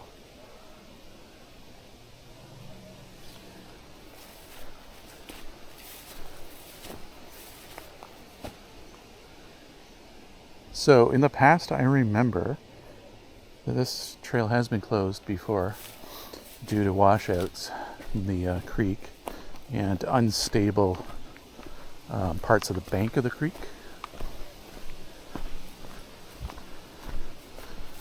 So maybe running water isn't in our trip today. We'll see. There may be another creek somewhere along the way.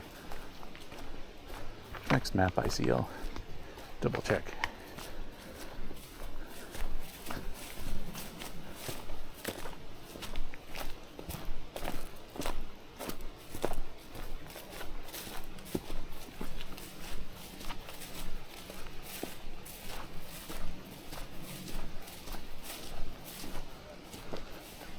Got some ferns.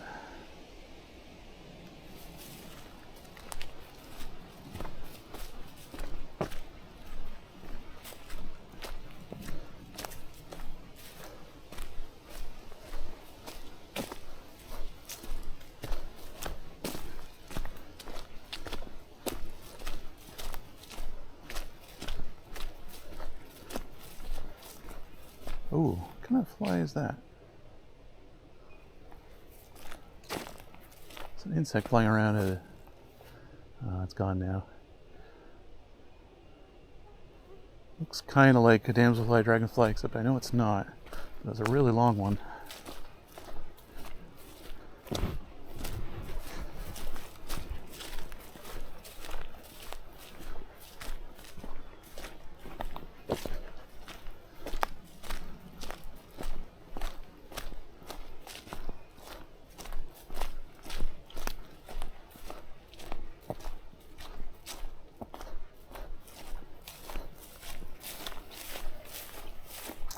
Look at these ferns. They go on for a while here.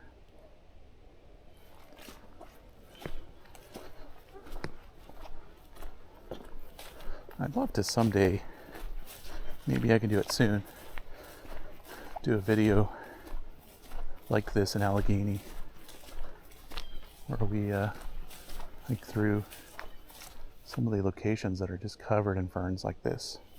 There's some areas I've been to, it's just all ferns on the ground, nothing else beneath the canopy.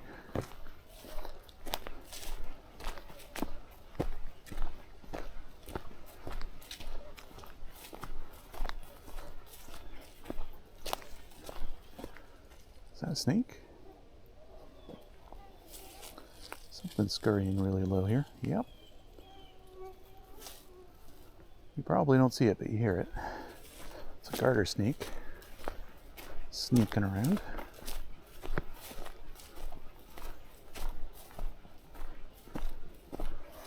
This region doesn't really have much by way of rattlesnakes, by the way, but I do sometimes hike Bruce Peninsula where there is, and I seem to, as of late, come across them more often than I used to. So either the population's doing better or I'm being more sneaky and they're not hearing me coming.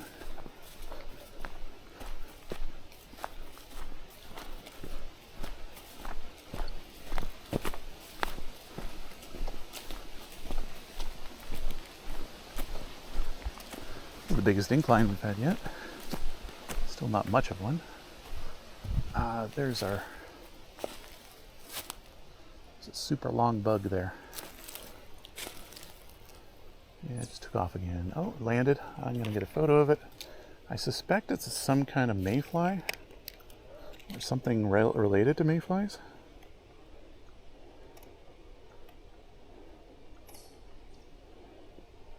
You know what I forgot to do? When I took that spider photo, I forgot to put it in macro mode. So that probably made things more difficult. I'm going to need it's getting dark in here, so it's hard for me to take the photos properly. And we got some other hikers coming up shortly. So I'm not really going to take a pause because they might have questions and stuff. So they do look like the naturalist type.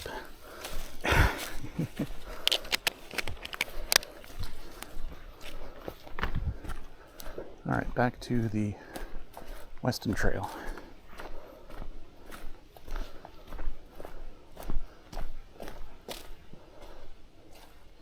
Actually, you know what? I'm going to loop around.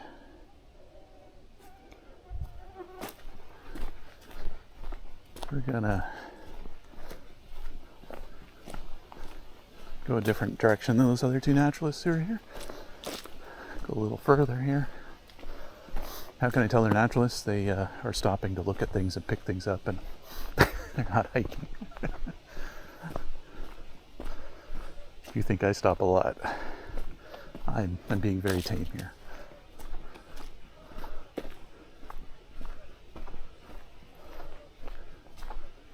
I remember years ago when I was events coordinator, there's the Hog-Peanut. I think it's Eastern Hog-Peanut. You can see how it's got these little flowers.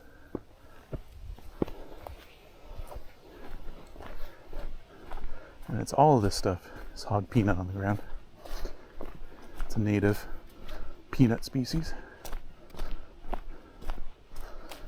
Years ago, I was the events coordinator for the Hamilton Naturalist Club, and I organized the walks, the hikes, all that kind of stuff.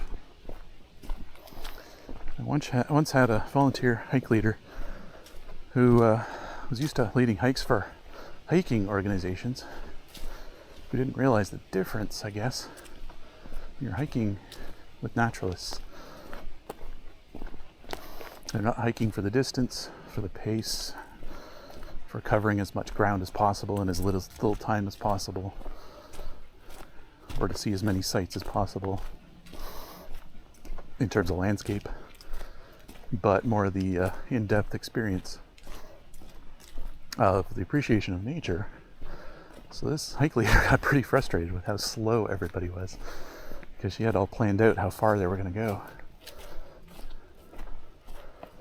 And those plans didn't really work out.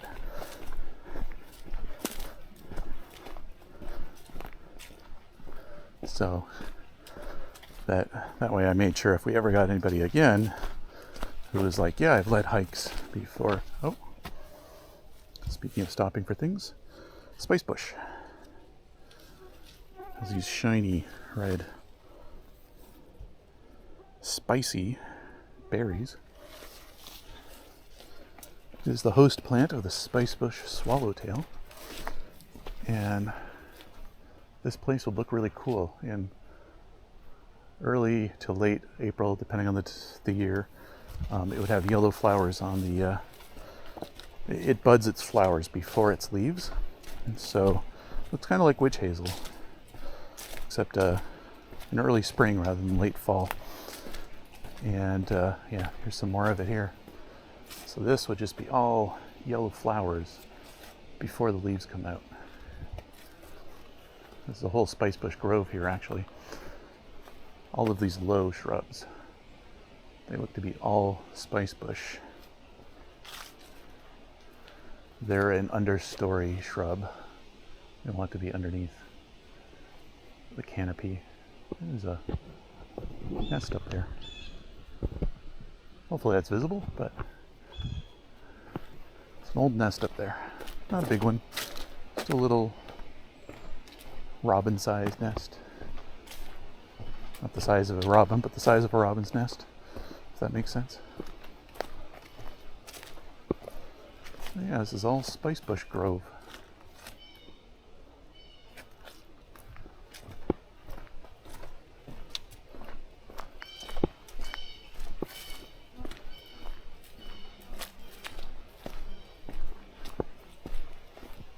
We have some jays calling, blue jays.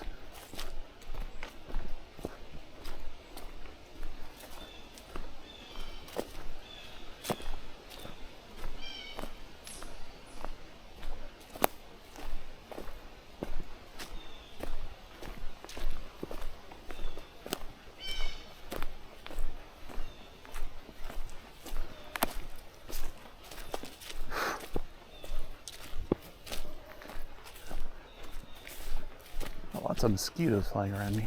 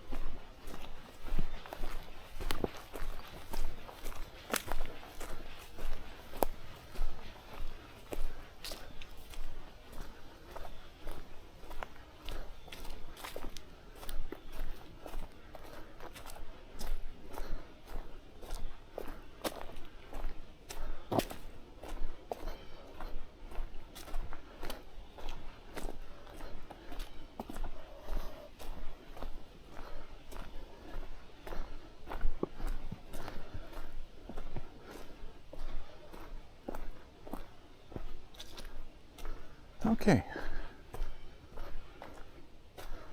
this is where we can start looping back on our trail here. We are there.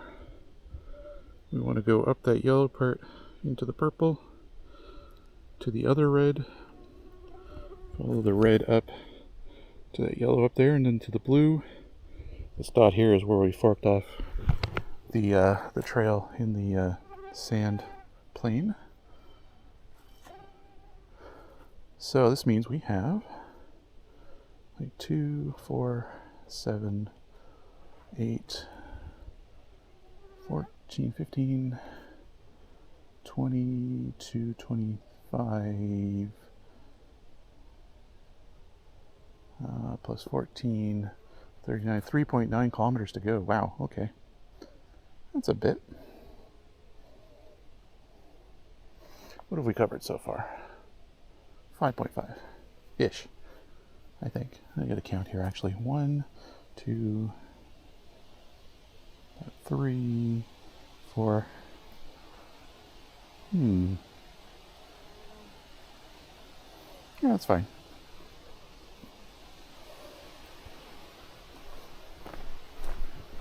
Cool. It does mean I have to keep my pace a bit better though.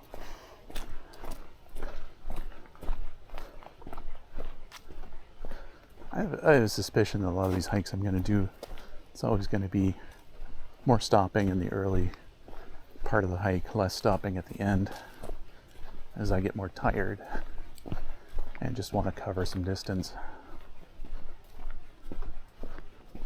Liven up the pace a little bit.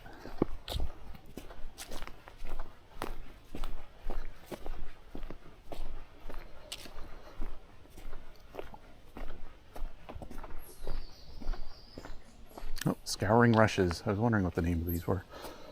I kept forgetting. I kept thinking horsetail, but I know that's wrong.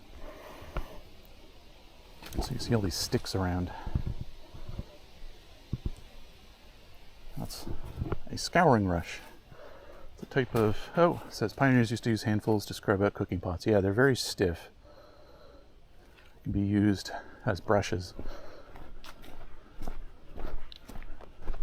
or as components to a brush.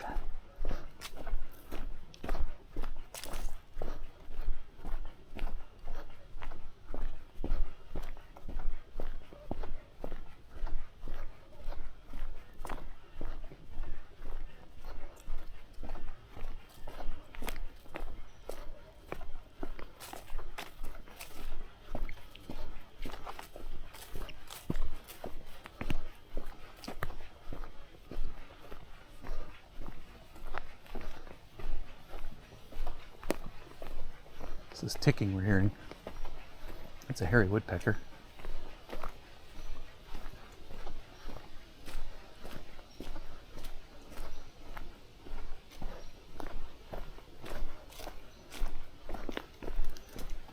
And that's a species name, not a descriptor. They are still feathery.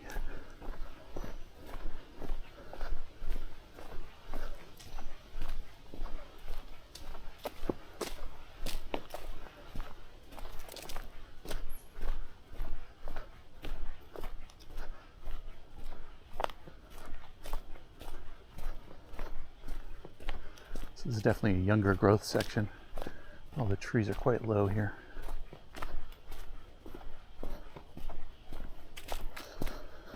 I think we're taking a left here. It smells like pine. Oh no, we're taking a right. Well, it doesn't really matter, but we'll take a right. That's the shorter route.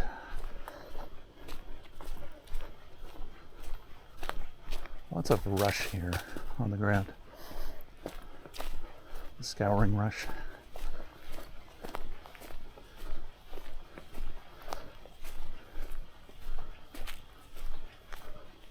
Now it's kind of dwindled off.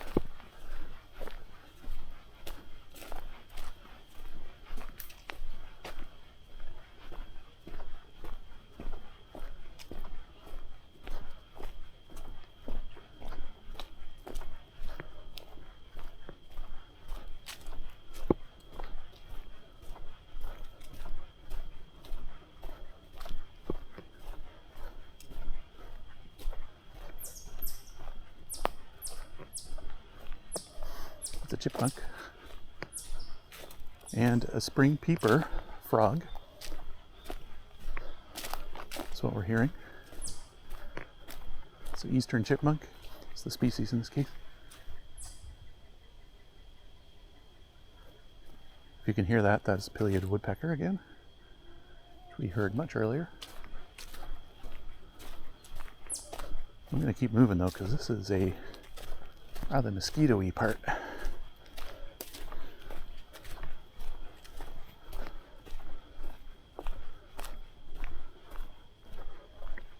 Not yet a rush through here because there's too many mosquitoes type of situation. More of a don't stop kind of situation.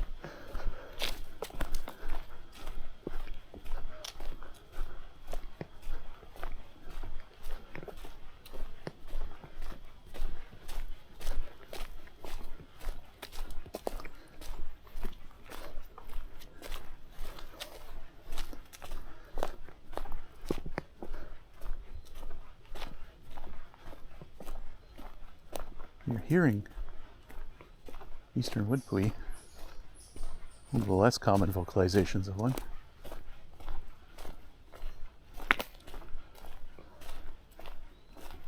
More of a weep than a pewee. It's likely because we're reaching end of season for them. They are about to leave.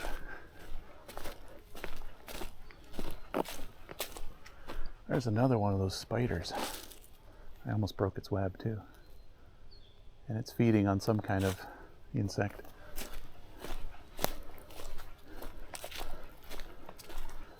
Micra something or other. What was that name again? Micrathena. Spined Micrathena. There's quite a few of them here.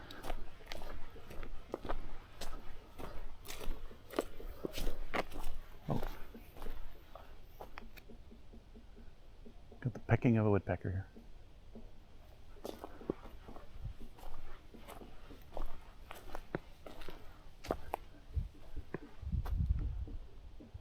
That sounds really hollow, so it's either a smaller woodpecker found a really big hollow tree, or a large woodpecker is pecking away.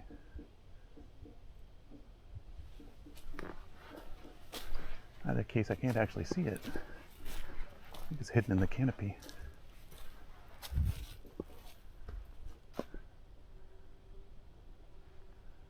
It's above the canopy, I think. Well, above, within, kind of. Okay, insects, mosquitoes on my face. I'm gonna keep moving.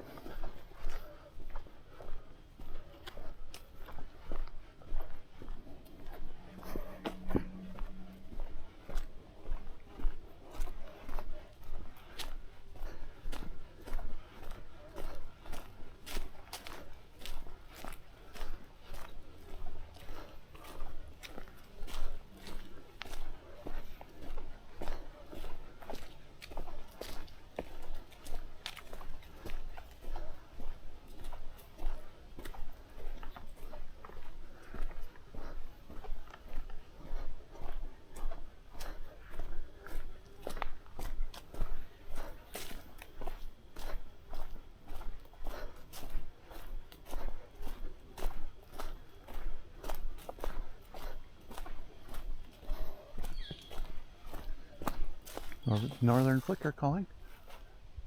That also could be what was pecking. It's a type of woodpecker.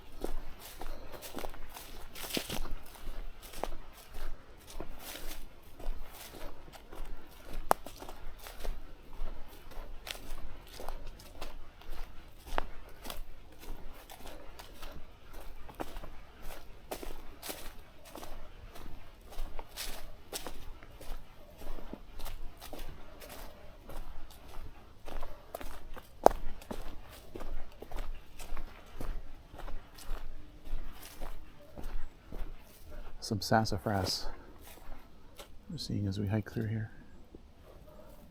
Young saplings. Oops.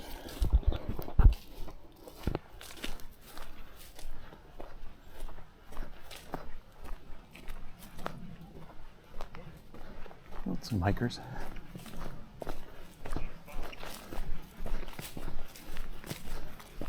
Hey. Hi, how's it going?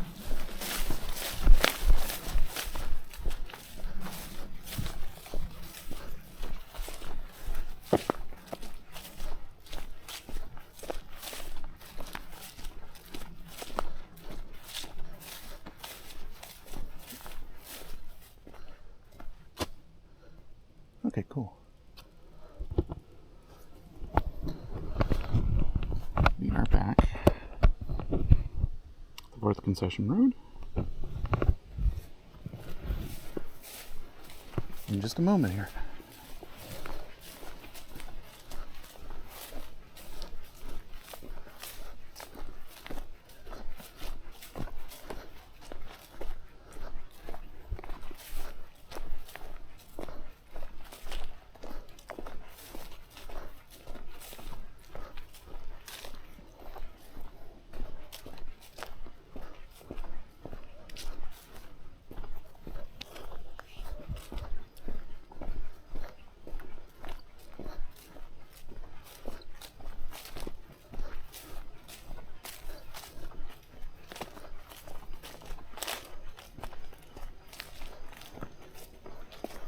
Oh, okay, two things. We have some mating. Oh, I forgot what these called. These flies. I forget the name of the flies. But there's also some blackberries here. Wait, no. This is primrose.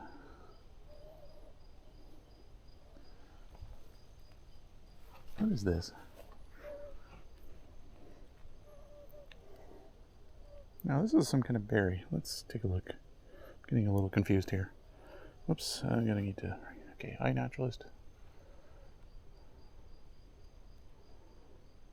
Actually, hold on here. Okay, share. Let's go to the next thing. Pretty sure this is a type of primrose. Maybe not though. Oh, purple flowered raspberry. I didn't know that. Okay. It just looks a lot like there's a primrose species that looks like this.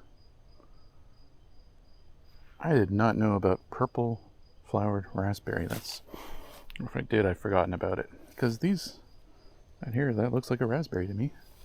Deep in there, I do see raspberries. There's one covered in ants right there.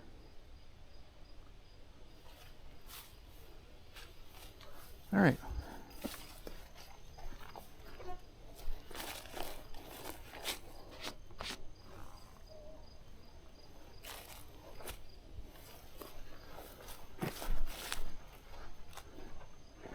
Still a very sandy road at this point. A little narrower than the other part.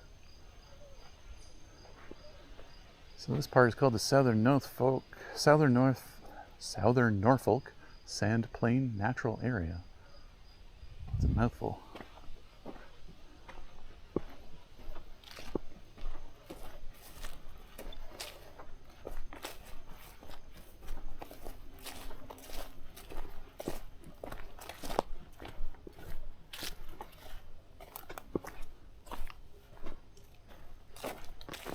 We got some more jewelweed, aka touch-me-not. This flower, which is actually fine to touch. It's called that. There's actually some pale jewelweed here too. More creamier colored one. They're called that because the seed pods that come after that flower, when they are ripened, they explode upon touching. And seeds shoot everywhere. Here's a big sign. So we're going left here. This is I'm going to take the less windy, more direct trail for this.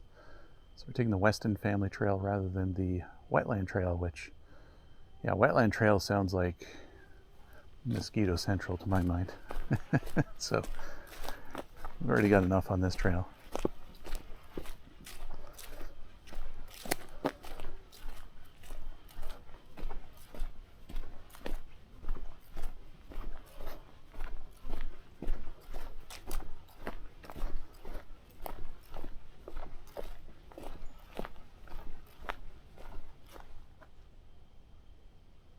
Hearing a bird species. I recognized the call of, but I couldn't place it.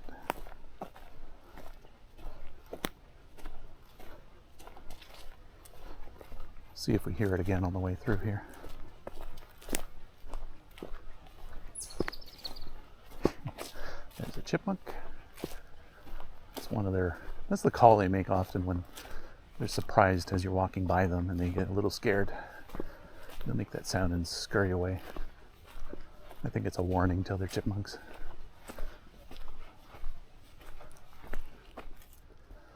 Chestnut blight, all about the American chestnut. It was probably a large component of this forest 100 years ago.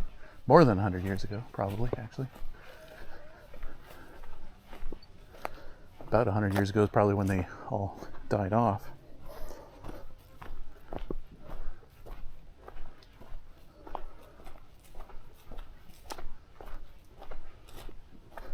Here is some Pileated woodpecker cavities, some holes that they've excavated. Some people worry they might be ruining a tree by doing this, but in reality, well, first of all, this tree's already dead. It's just a big twig right now, essentially. But the tree isn't dead. Pileated woodpeckers don't just go to any old tree and start making a hole. They actually have, basically, I just walked through a spider web. They have actually some way of knowing. Perhaps they're hearing it. I don't know entirely, but they always know that there's some kind of infestation in a tree of an insect that they can get to. And so they start drilling in with knowledge that they are going to reach something in there because the tree is already dying in some way. It's just not as visible on the outside. And usually it's because, maybe some kind of fungus has gotten inside it, an infection, a disease. And the core of the tree may be rotten, but the outside is really the important part to keep it alive. Core is a little less important. Now, eventually the core rots so much that the outer edges start to falter and the tree can't hold itself up anymore, or it can't transport nutrients or water up and down. But early warning sign that a tree has its days numbered is when the pileated woodpeckers start looking at it for drilling. They already know something we don't. There's a nice big huge solo tree here. Looks like I want to say sugar maple.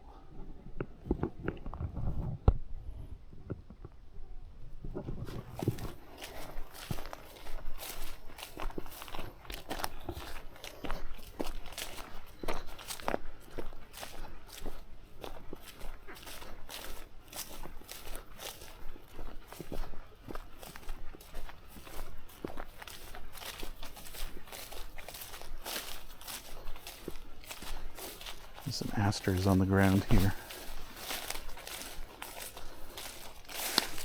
These flowers here. It's an aster species. Not sure which one. I'm not going to try to guess because there's a lot of different ones. I just know I'm not 100% on that one.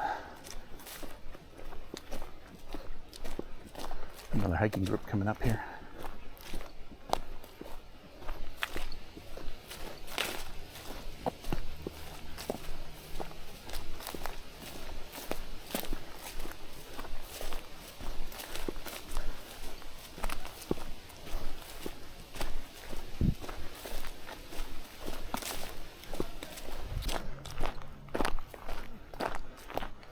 Oh, what's this?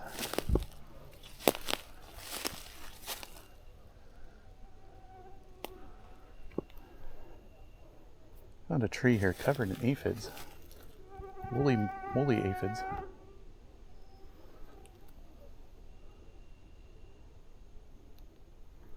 They're like constantly moving. I'm just going to shoot a short video on my iPhone.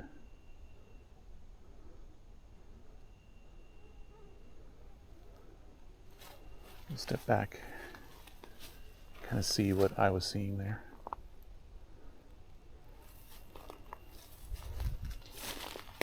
As I approached, because you could tell it was just very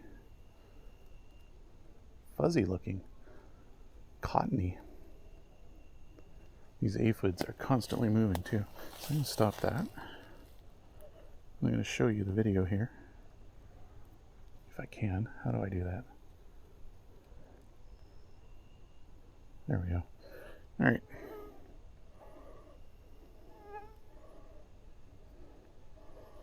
So you can kind of see there. Never seen such a obvious aphid infestation before. This is on a poplar beech, something like that. Is that a musselman tree? Not sure. Something in the poplar beech family.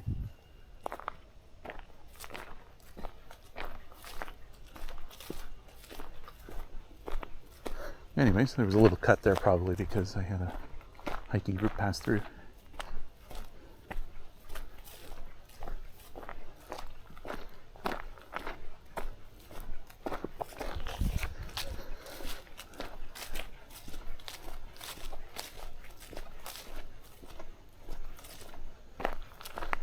Ooh, snake root.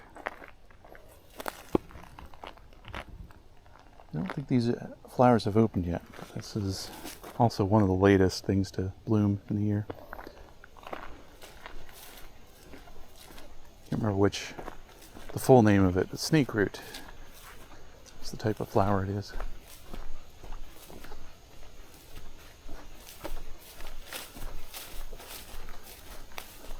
A little bog on the right here. The prothonotary warbler once nested, probably not as many anymore, if any.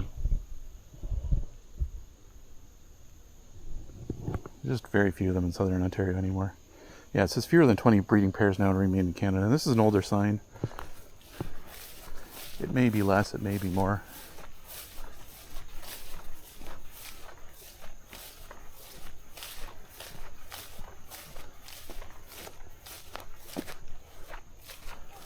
I believe there are still some. It's just that very, they're not advertised where they are because they're so rare to keep them being flooded by people showing up, disturbing them, to observe them. But yeah, there's probably only a couple sites left where they exist in southern Ontario anymore. This could be one of them for all I know. I don't know.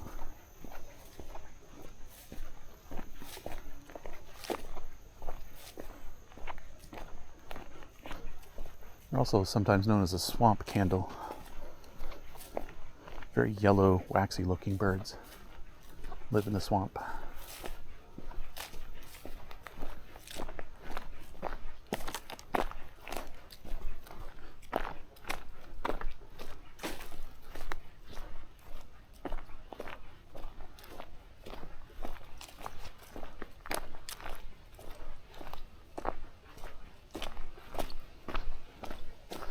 We got another tree on stilts here. But this one we can still see kind of the nursery tree, which is sometimes what it's called. The remnants of the previous tree that it's kind of grown from, taken nutrients from, would have died long ago.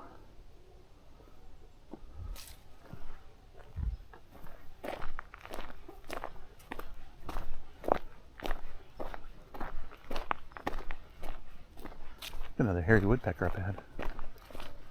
Use tick call.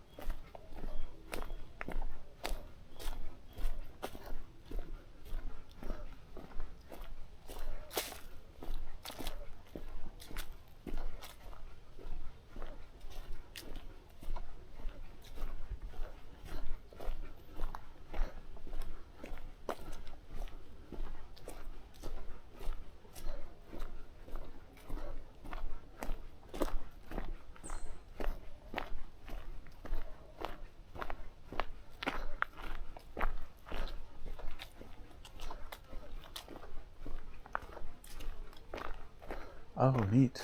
So, this is a tip-up. This is where a tree has basically fallen over and taken its roots somewhat with it.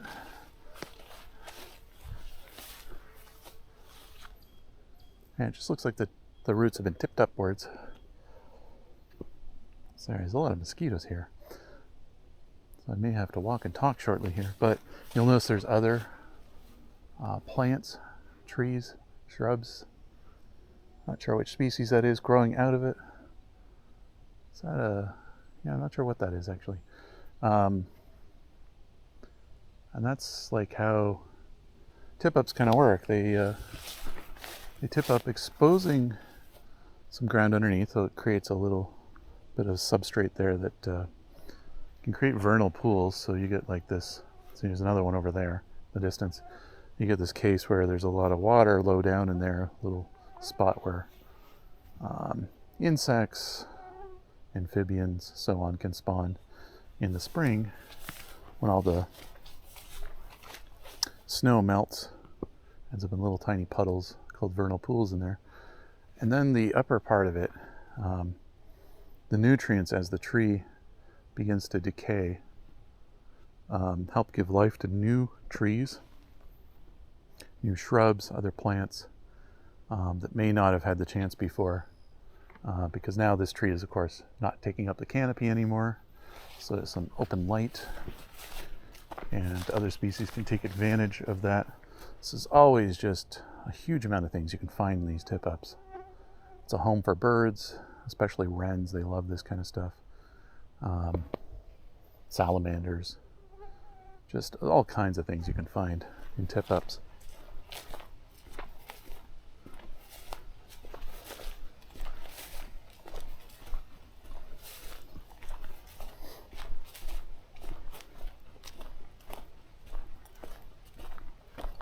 Club moss. Shining club moss. I don't see it here though. One of those things that's mentioned. Oh, I see it. Okay, it's kind of distant. We'll go off trail just a little bit here so I can show you. This stuff's all over the place in Allegheny National Forest. And I did see some earlier today. Here, another spot. I didn't point it out. But that's club moss. That's actually a form of moss, but it looks like it would be a miniature conifer, maybe a sapling of a conifer, but it's not. It's actually a moss.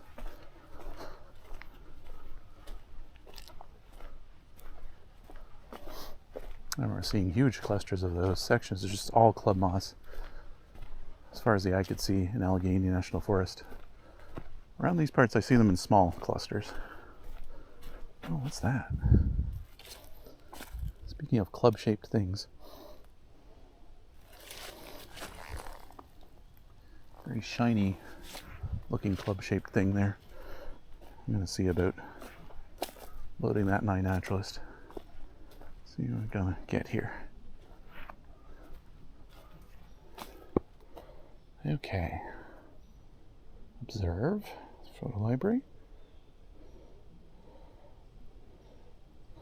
Let's take a look. Oh, it's round-lobed hepatica. I've just never looked at them this time of year. That makes sense. That's a very early flower. It's one of the first to bloom in the beginning of the year. But you don't see much. Like, you see the leaves, but they're tiny. They're not shiny and dark like that at that time of year.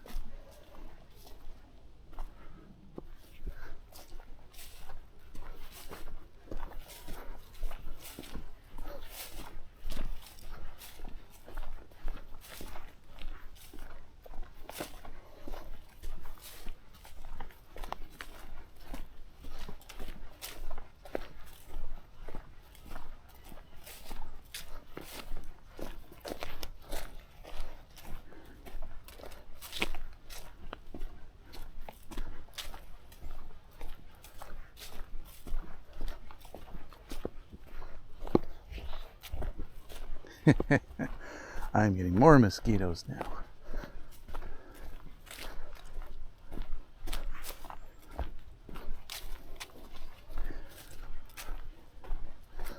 definitely the mosquito-y section.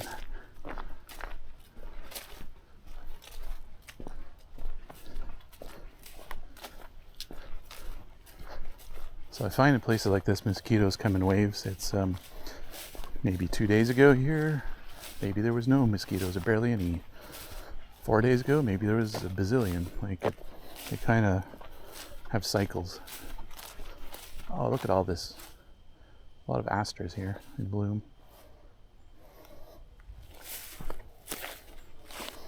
These look like large-leaved aster. I'm fairly confident on that. There's quite a few up ahead here too.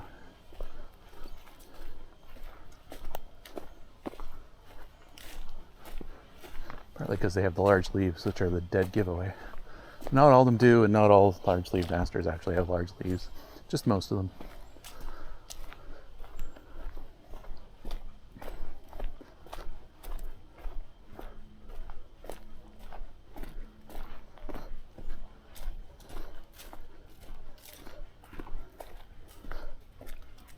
They do have larger leaves than other asters, so I guess that's the giveaway.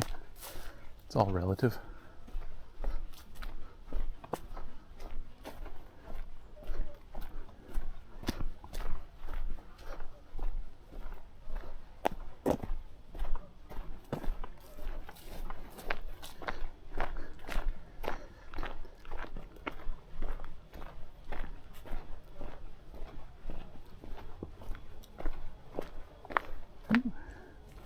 There's some fungus. Some deadwood fungus of some kind. Interpretive sign here for red maple, but I'm not stopping. There's too many mosquitoes here. Oh, and there is something I should make sure to avoid. I'm pretty sure that's what that is. So I will slow down here a bit. I believe... what is that called? Why am I forgetting? Stinging nettle. I believe that's stinging nettle down there. It's a small growing one. Stinging nettle, it has these... I don't know if they're seed casings or flowers or what they are, but they dangle off the plant, and if you touch them, they sting you. They feel very itchy. You itch a lot when you touch them.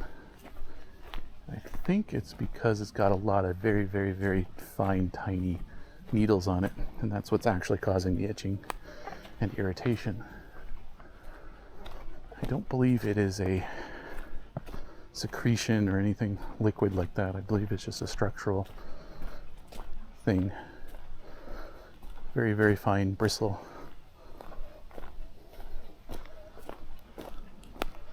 But it could be a combination of the two. I'm not sure. I just know when they touch you, it itches for a long while. It's really irritating. Oh wow, that's a big one. A huge eastern white pine right here.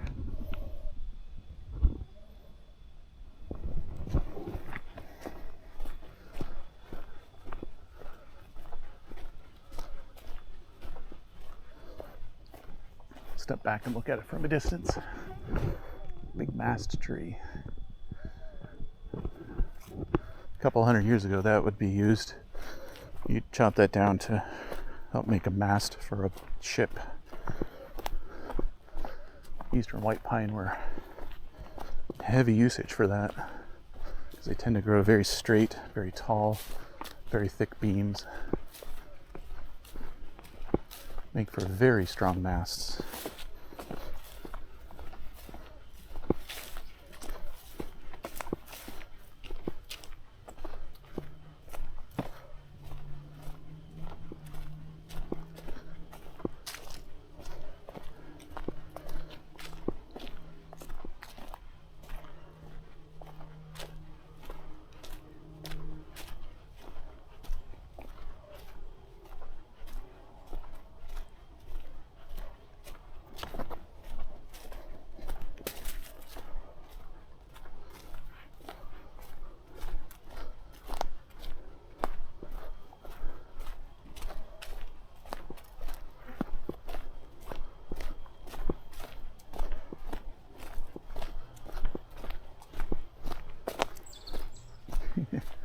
chipmunk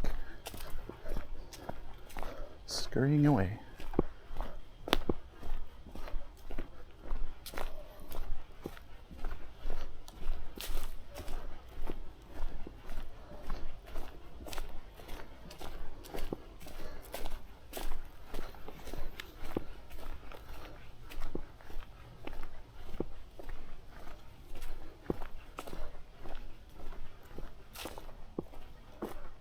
Oh yeah, there's a sign, interpretive sign for eastern white pine.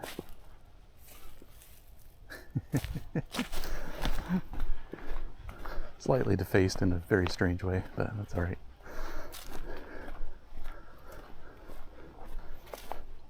Is that? It's a ghost pipe. Ghost plant. I got a photo of it. It's actually a plant, even though it's got no chlorophyll whatsoever.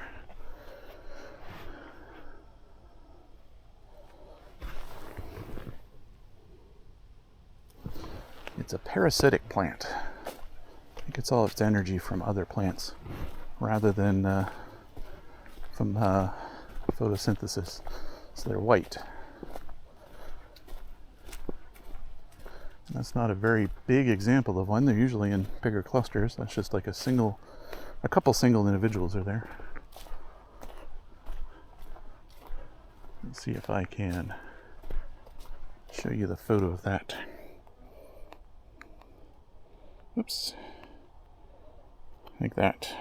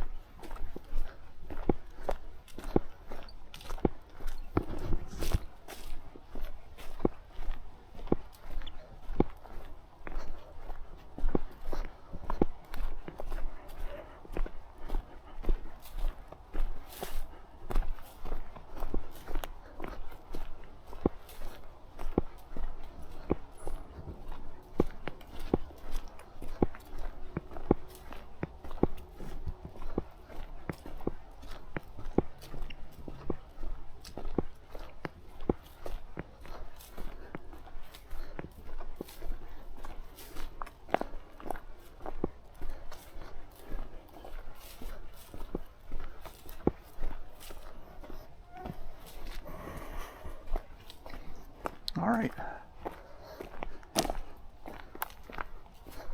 We are finally beginning to head out of the forest section.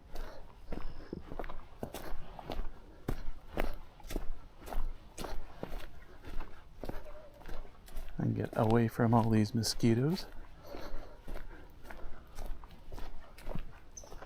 Actually, not very windy anymore now. It's kind of stayed overcast for a while now. Forecast was supposed to be all sun, but it didn't seem to come to pass.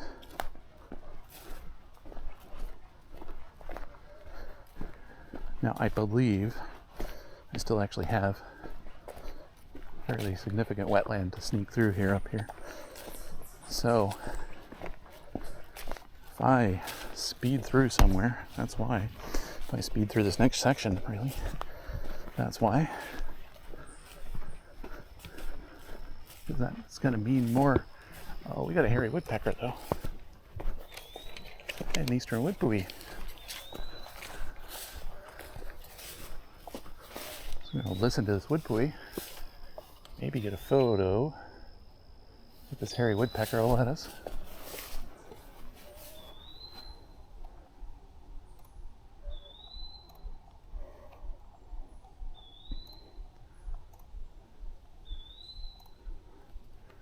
I don't know if you're hearing all the mosquitoes, but I have a lot of them flying around my ear. This is the eastern Wood-Pewee singing. It sings its name, Pewee.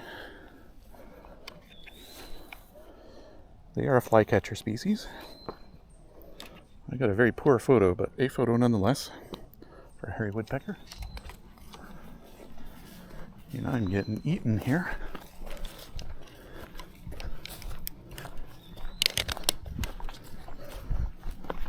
So we're going to keep going and enjoy listening to the eastern Wood-Pewee,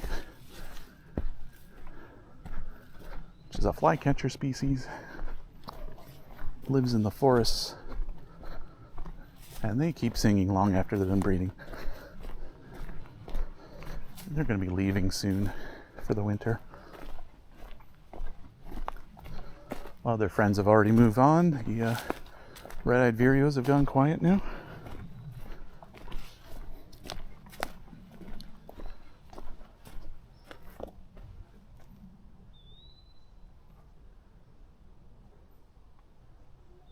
This Peewee's all on his own.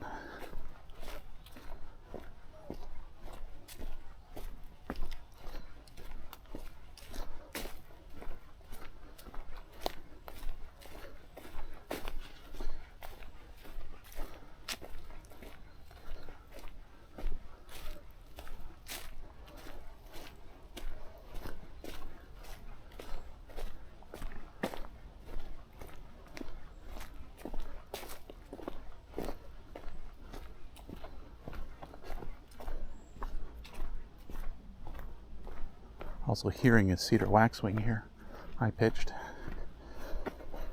I did bring my audio recorder too if I want to do any high-quality audio recordings, but the amount of mosquitoes is making that difficult. I have a cedar waxwing right in front of me. It's going to be a poor photo. I just realized why my Woodpecker photo didn't work out. In the wrong setting on the camera. Oh boy. Yeah, that guy's kind of fast. That's a blur. Well, there's a distance photo. You see the back of the cedar waxwing. Not a very good photo, but it does identify the bird. Hand that photo to anyone, they'll tell you. Well, who knows what a cedar waxwing is, and they'll tell you that's a cedar waxwing. It looks good enough. Unlikely around here to be Bohemian waxwing at this time of year. Okay, we're hearing American crow calling, and the wind's picking up.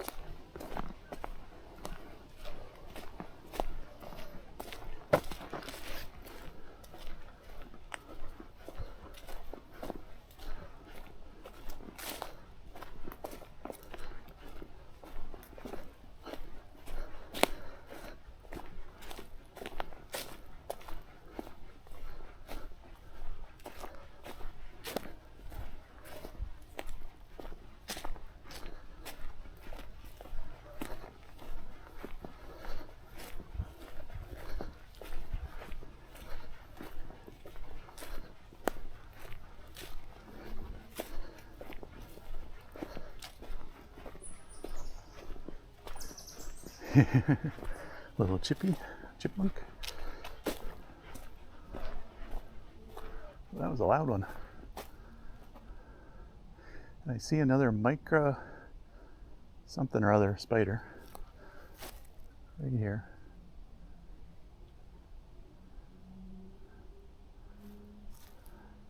Micrathena? What was that? I want to remember. Micrathena. I had the th sound right. Even the sound right. It's Micrathena. All right, we are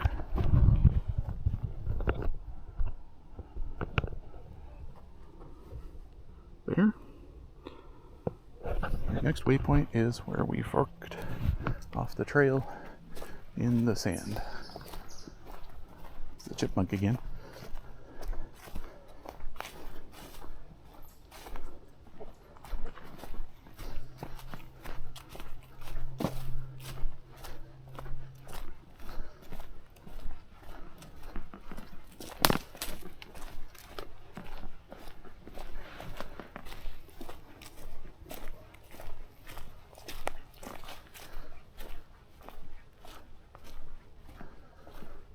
Okay, it's got a sign about American chestnut tree stumps. That's got me interested. Is there actually still a stump here?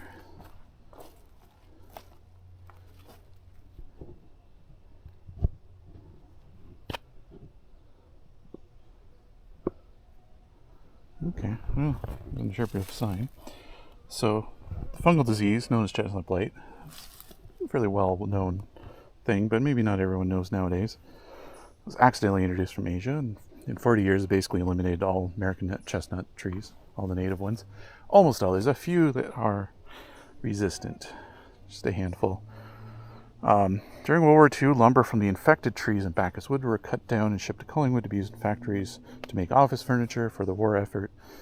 Many of the homes built in Norfolk County during the period when chestnut wood flooded the market have interior door and window trim made from these trees. Now, this may be the stump right here they're talking about. Maybe. I don't know. It's the only stump here. I don't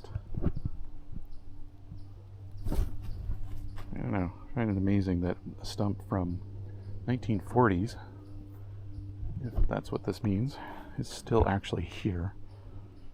I know chestnut, what do we call it? Not branches, beams, I guess, do last a very long time out in the wilderness if they're not touching the ground. But this one's definitely touching the ground. Yeah, it's definitely very wet, very vulnerable. And, yeah.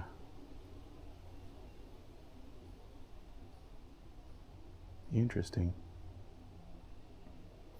Maybe the stump was much taller a few years ago when the sign was made.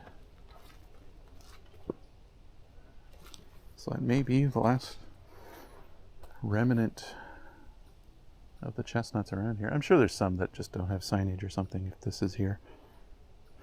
I've come across in other places though where there'd be a remnant like beam just sitting there that I've had an arborist like identify and say, yeah, this is chestnut. And the only reason it's still here is because this stuff's really, really good at lasting, even out in the wilderness, as long as it's not laying down on the ground where it's going to rot. If it just fell and stayed standing vertically,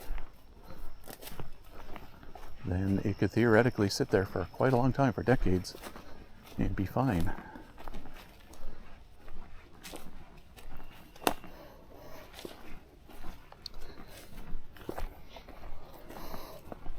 It's partly why furniture is made from it. It's very long-lasting wood.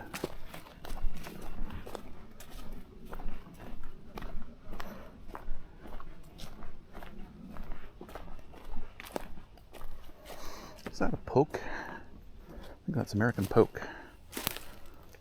And pokeberries right here.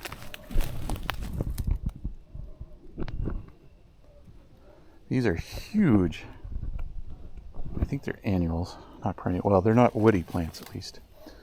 They're some of the biggest of the annuals we get around here. Maybe there's a root base that makes it a perennial. I don't know, but I do know that it's just amazing how they look like tropical plants to me, and they're growing here. So the shots we're hearing is probably a nearby property where people are hunting. Or it could be a nearby gun range too.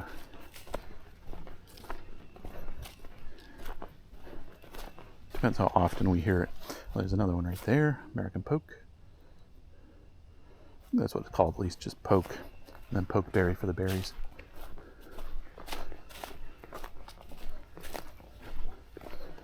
There's of course no hunting in here, but there are neighboring properties here, as with a lot of natural spaces in southern Ontario. Oh, this is a lot of pokeberry. Wow. I've never seen a patch this big before.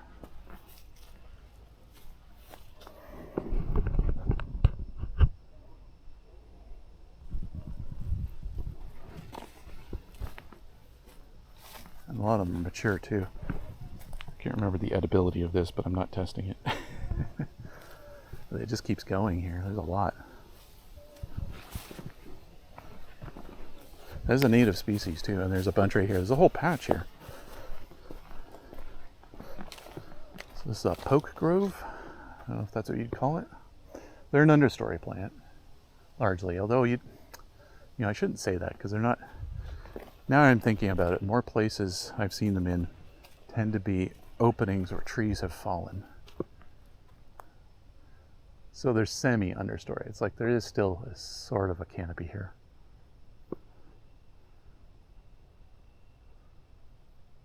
It's a slight bit of a canopy here, but not very much. A lot of openings.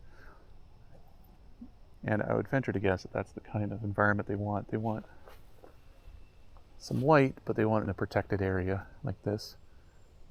They're just getting some sunlight per day, which is why they would have huge leaves, because they don't get a lot of light, but they get some, so they need big leaves. That's why tropical plants have such huge leaves, because they're under a canopy and they need to collect light in a big way.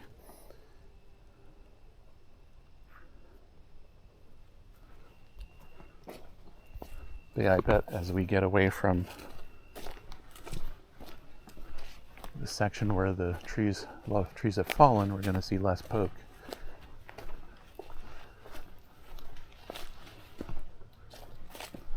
So here's another opening.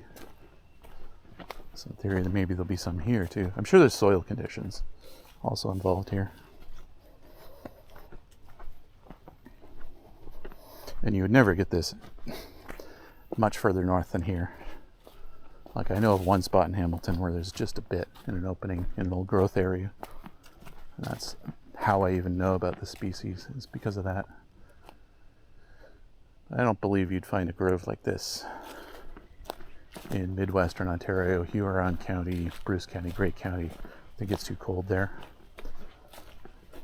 I think the winter would kill the seeds.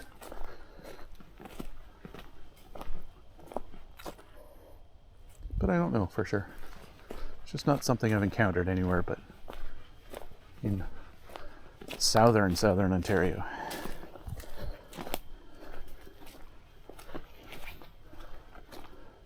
Which I know sounds like that's highly specific, but Ontario's huge, so if you live here, you kind of know what I mean. Southern Ontario itself is bigger than a lot of states are.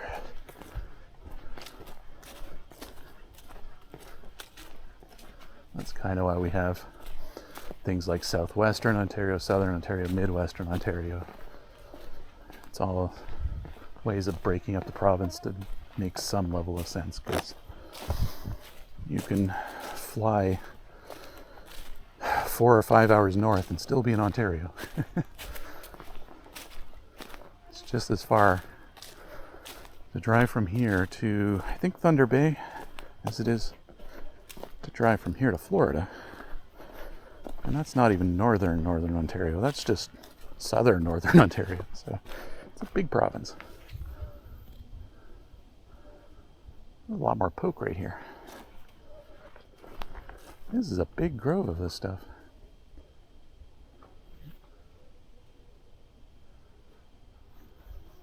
Surprised there isn't an interpretive sign for them here.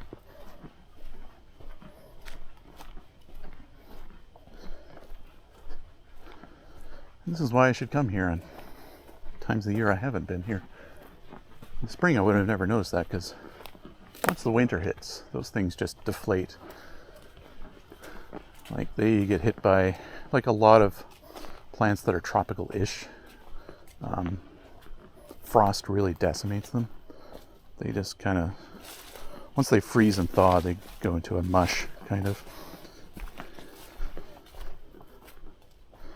They're not meant to withstand frost. Oh, there's some Philadelphia fleabane here too.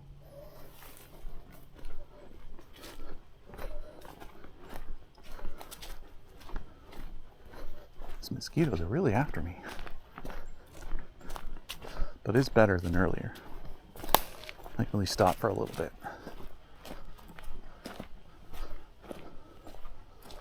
A butternut tree,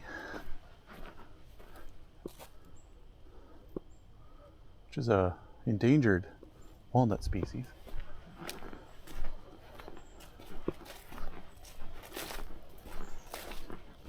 I'm hearing a chickadee, black-capped chickadee.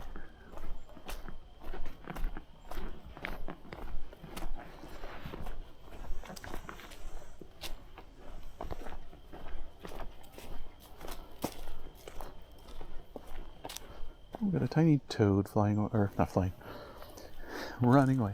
Oh, that's an interesting sound. I bet that's another cicada species that I just don't know much about. Just realized my lens cap is loose and making all kinds of noise.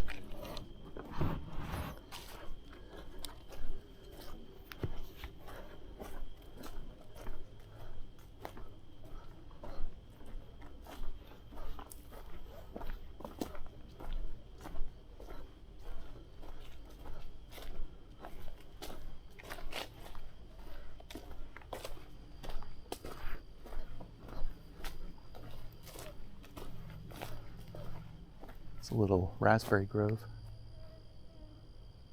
Raspberries and or blackberries and jewelweed. Touch-me-nuts, aka touch-me-nuts. There are no seed pods yet to not touch. Favored flower of hummingbirds, ruby-throated hummingbirds at least.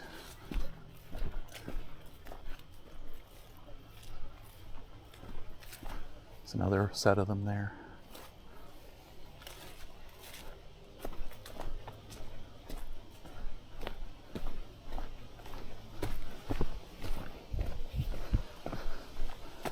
Alright, we got an old boardwalk here.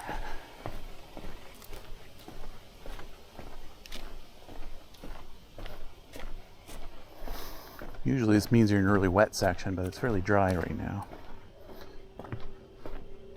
So maybe in the spring this gets extremely wet.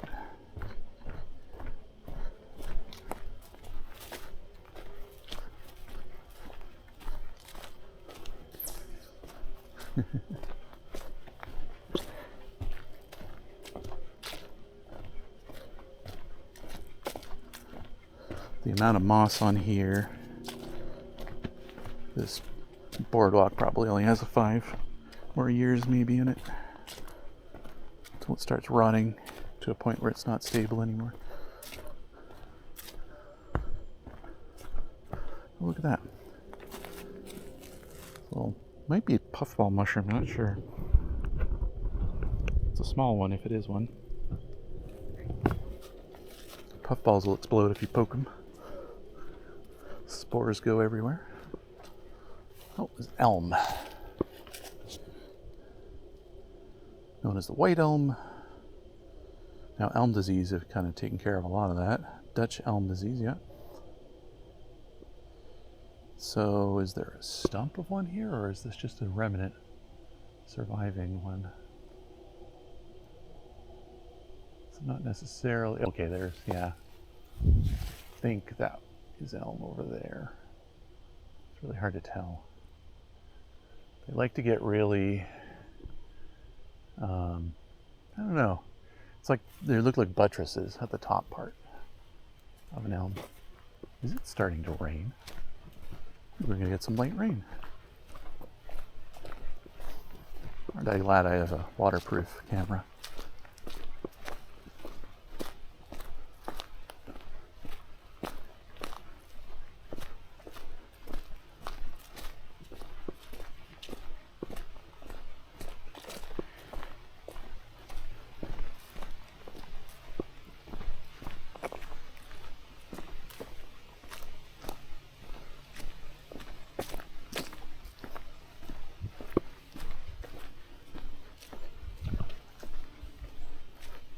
This needs to be a very, very light spitting because I actually don't feel any of it yet.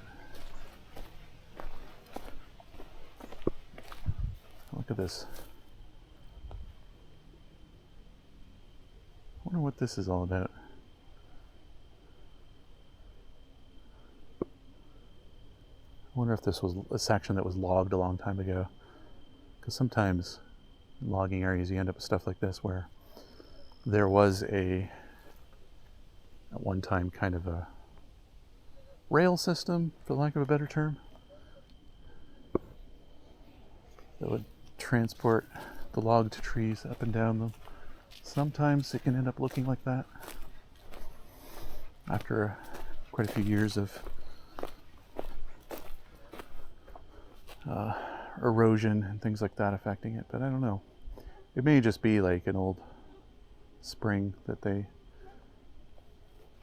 placed the they put some dirt over the path, filled it in, put in a what they call that, a little tube where the water can go through underneath, but it seems like a lot of effort to put in for just a simple trail. I'm willing to bet that that may have been an artificial canal of some kind.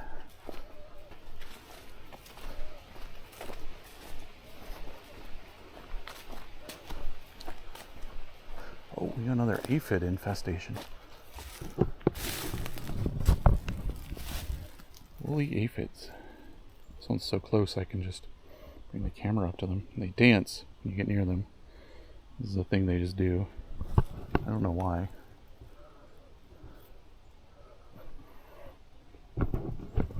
See if I bring the camera up closer. Maybe I blow on them. There we go. They go a little crazy. These can be real pests for indoor plants. You get woolly aphids indoors, you really got to deal with it. So they'll eat everything. Now what's interesting is directly below this, the ground has a black spot. It's probably from their droppings.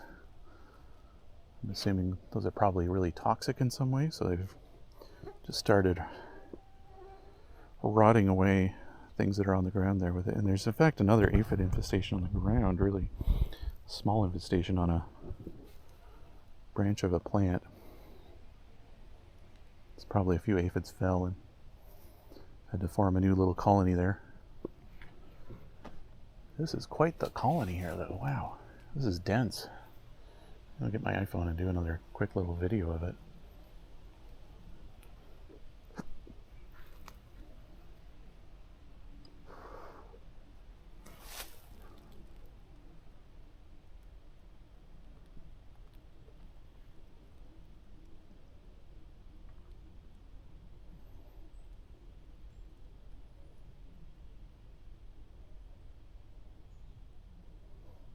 It's quite something.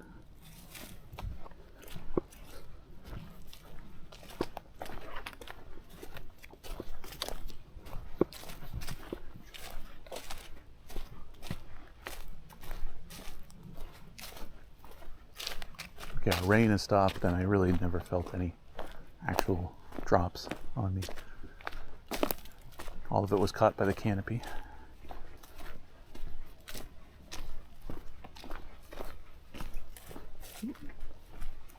The toad jumped off the path.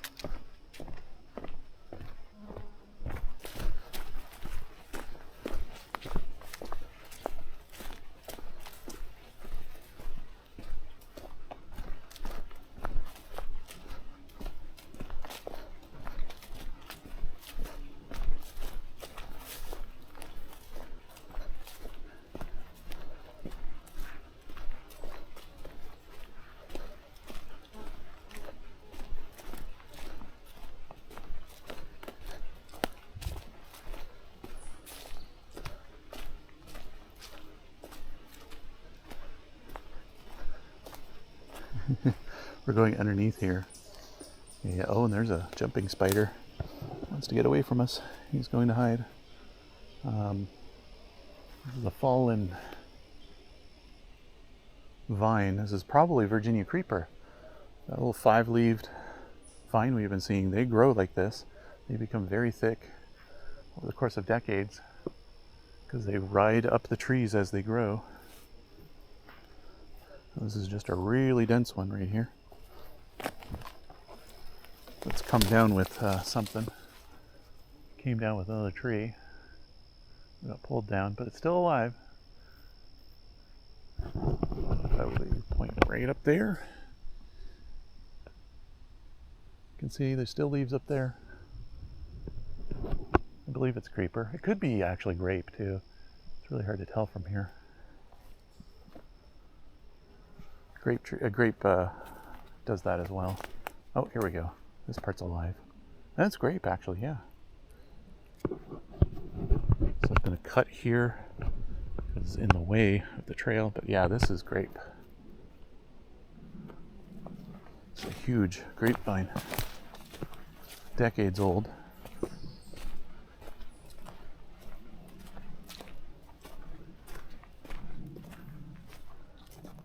What happens is certain trees, they climb up them, and then they also kind of get a ride up as the tree grows quickly.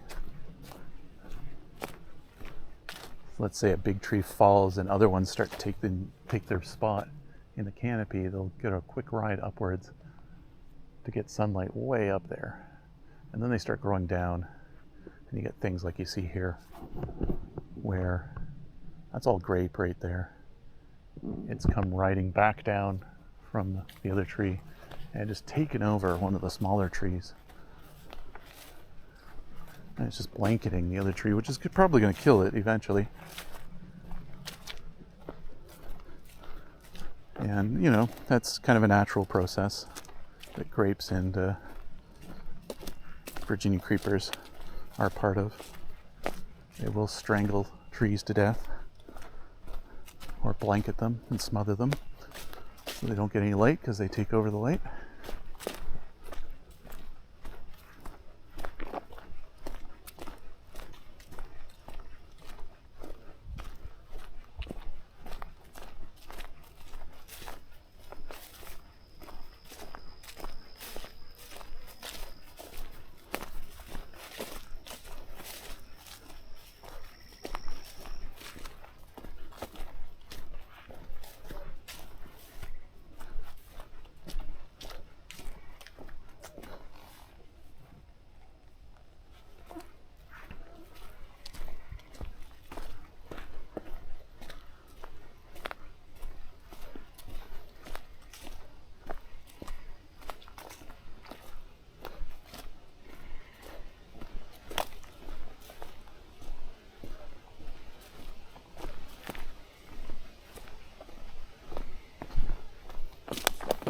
Starting to get some wind again.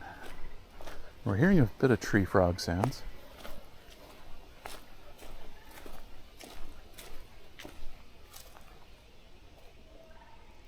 Yeah, these are tree frogs.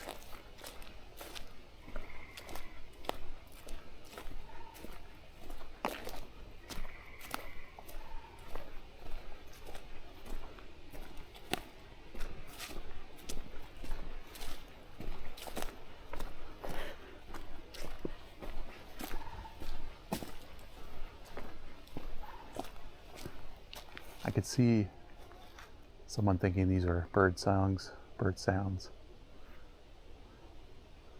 very easily. But they're frogs. I believe it's the gray tree frog is the species name.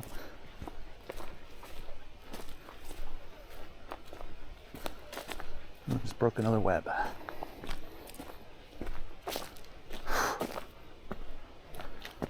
More mosquitoes on me.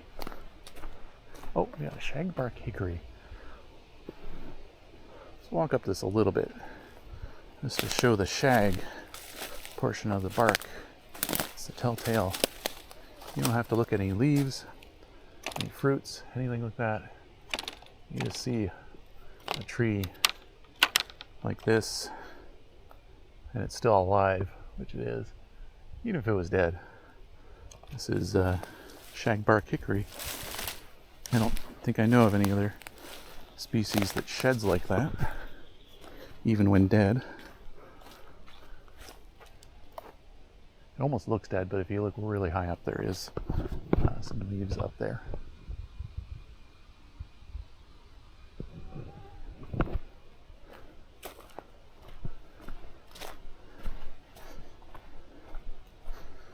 I believe all the shags fall off once they're dead. Oh wow! So this tree is dead, but it's got a little stilt thing going on. It's actually hugging another tree, sort of.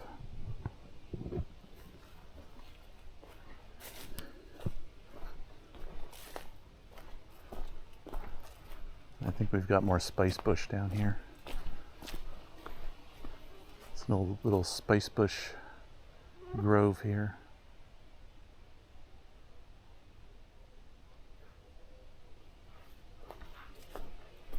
I think we're about to exit the forest into the sand plain.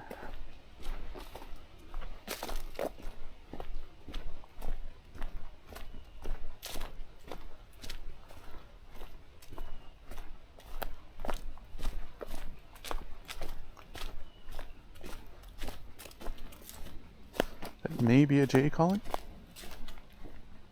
It's also a 10% chance that might be a hawk of some kind.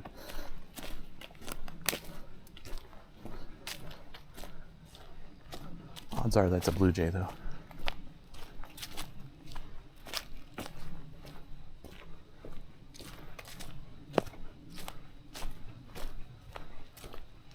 There's a tree that really turned into a mess of things. That's interesting. It probably happened as something snipped it at an early age and it branched into a whole bunch of branches, and none of them became truly dominant, so they just all took off. This looks like a maple from the leaves. I don't know what kind it is, though. Maybe it's a sugar maple? It's so smooth looking, the branches, though. That's what's throwing me off. Again, I don't know. Like, I know some tree IDs, obviously. I don't know them all. It's not like the birds where I know pretty much all of them around here now. Oh, that's a healthy looking grape. Look at this grape vine. It's so thick. I almost think of it like a loose tree, sort of.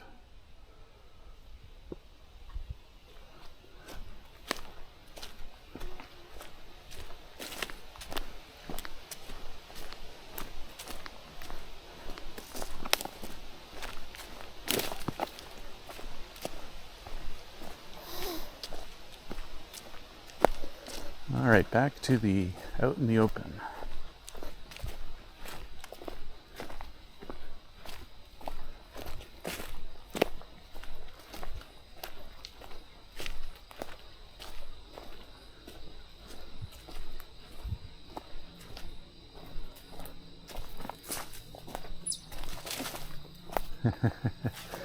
This vine is trying to take over the trail. Listen to all these crickets. And a Katydid. That's Zizit. It's Katydid.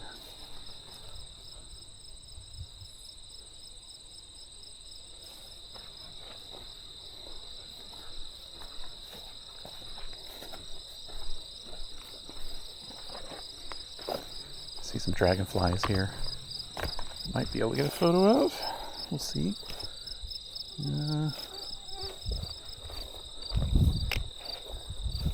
It's a 10-spotted skimmer. It's hard to tell, though. The angle it keeps landing at is not the ideal one for identification. Yeah, I don't know. He's taking off, but photo. There we go.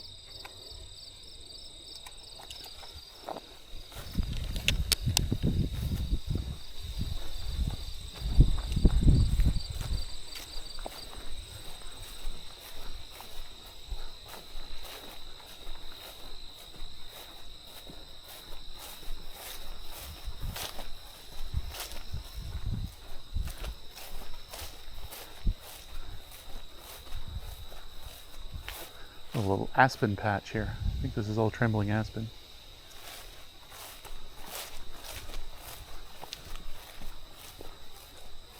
Ooh, blackberries.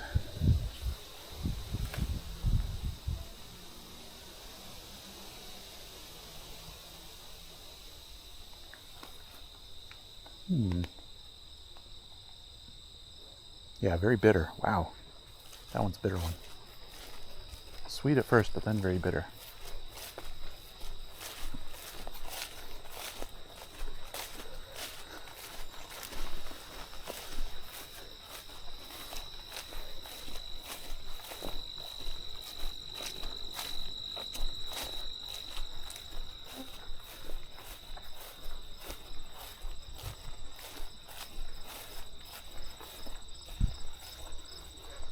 It's more of that club moss right here. Right on the ground. All that green, spiky looking stuff. It's actually very soft.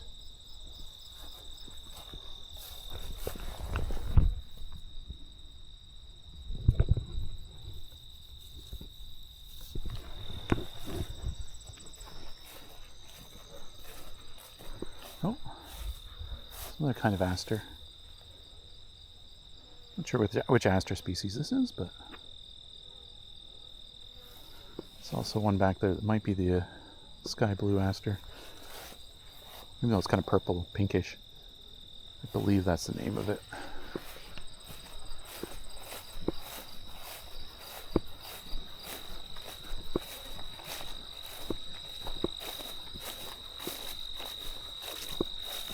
All along the right here we have gray goldenrod.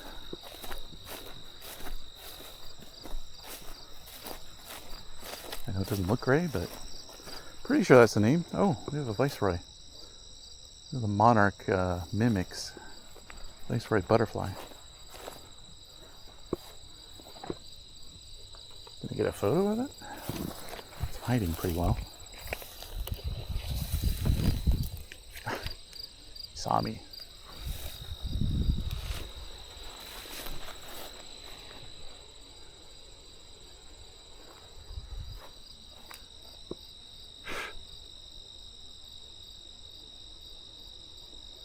Well, he's long gone. That's the thing with butterflies. He or she. Once they take off, you have no idea what they're going to do. Super unpredictable. They could fly around for like 5 minutes back and forth teasing you as if they're going to land, and then they don't. And then 5 minutes passes and they land at the exact spot where they were. Or they could just take off and be gone forever. Who knows? This is that bush clover stuff we saw earlier, I think. More of it.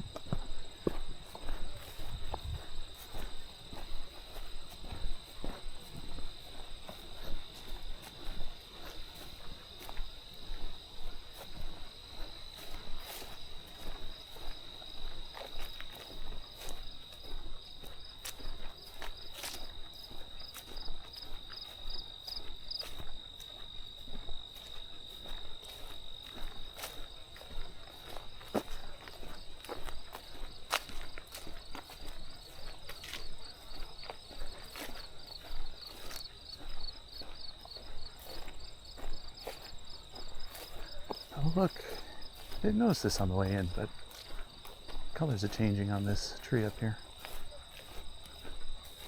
It's September 2nd right now. So some trees are going to start turning. Some even start in August, in early August even.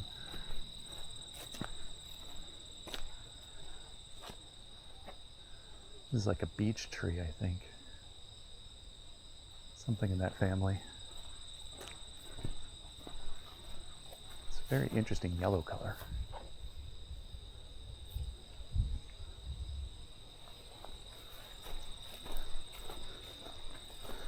I could be wrong on the tree ID there, though. Maybe doing these videos will finally prompt me to get even better at tree ID.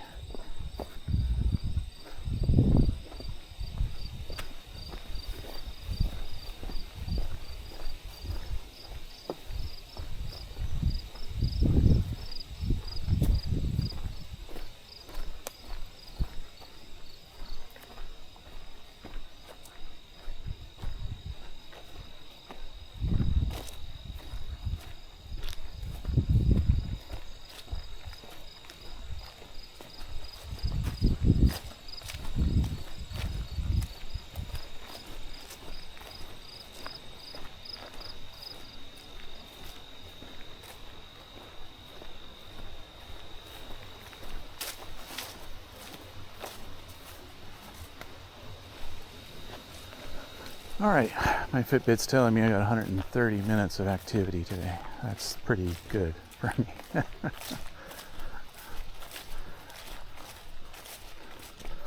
So not only producing a video, I'm getting some good exercise in. We have covered almost 10 kilometers.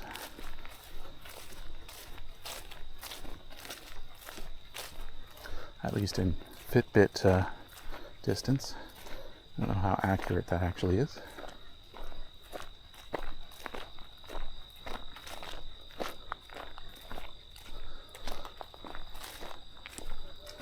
Just over 13,000 steps. It's pretty good.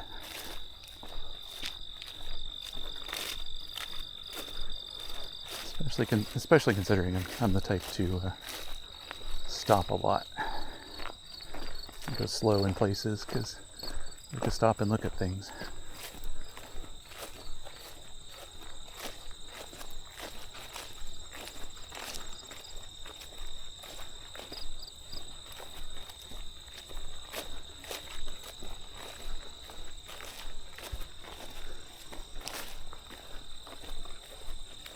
So I definitely feel I got some good exercise here.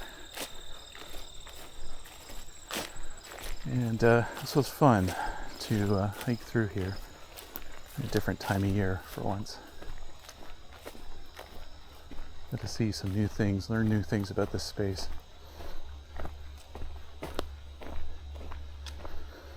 A little less bird focused than I usually am.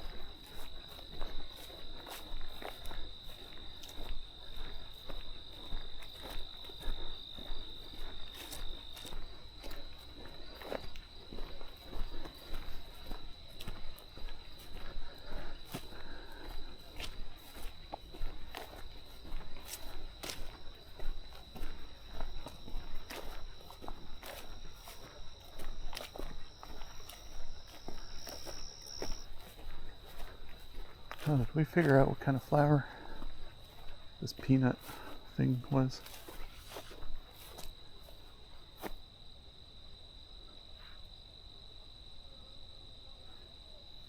Let's see if I can get a signal finally.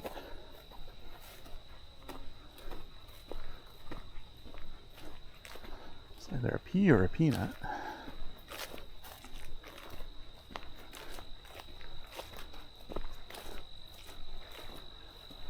Yeah, signal's not great here.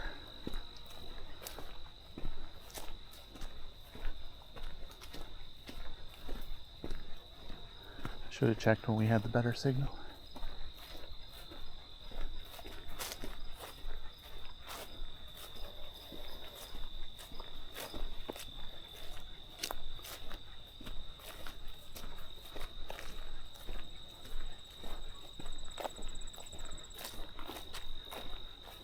Oh, here we go. American groundnut. Guessing that's a peanut relative. Called the potato bean sometimes. Hoppiness. Hodiomo. American hodiomo. Edible beans and large tubers, so it is kind of related to peas and peanuts.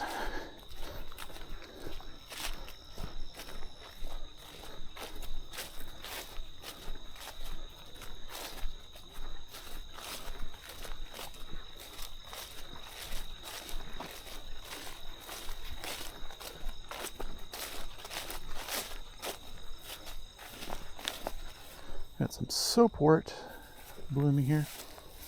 I believe that's what this is called. I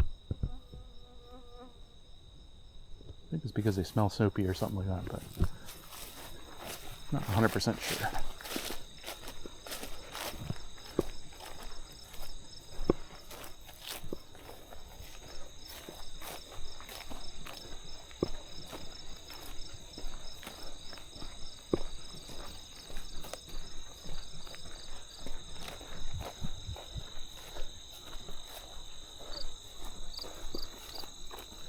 Yeah, this has been a fair bit of exercise.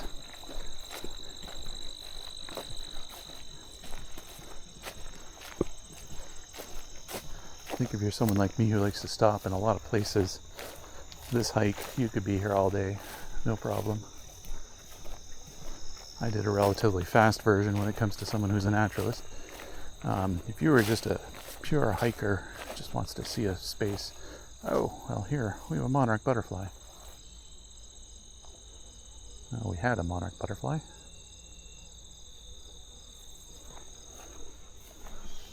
And you hear a catbird.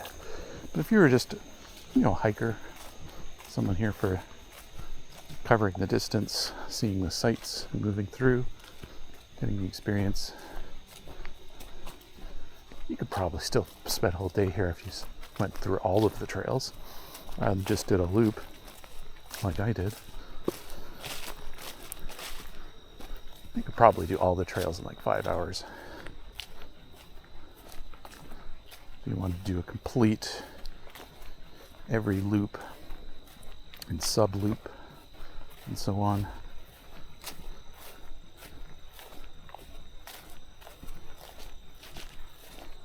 I'm not entirely sure if bikes are allowed in here though. There's also a section where I parked. There's a section on that side of the road that has several trails too. I've actually never taken them. So there's another whole section there too. That one I'm pretty sure you can bike. I don't know about this side. But I know that side you can bike, you can cycle it. Because there are warning signs saying, unfortunately, someone's been trapping some of the trails, spiking the trails. Not here, but nearby. So they're putting warning signs saying they don't think anybody's doing it here, but somebody's been putting spikes to intentionally harm cyclists nearby. This is the rush. What's it called? Not sparkle rush. I don't know. Something rush. The one that was used for the brooms and brushes. There's a whole bunch of it right here.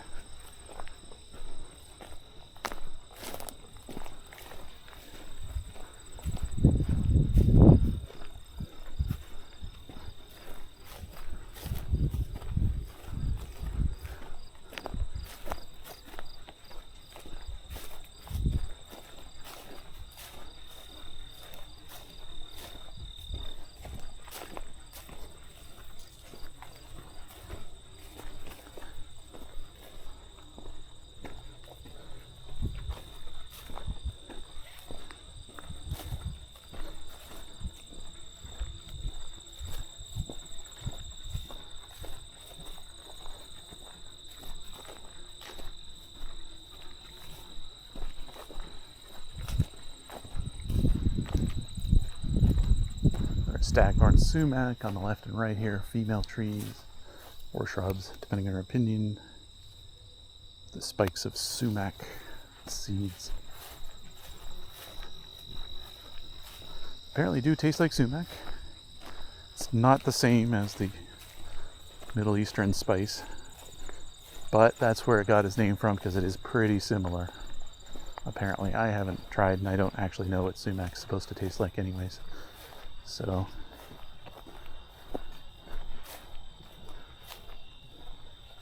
maybe someday find some recipe or something that is supposed to be good with it.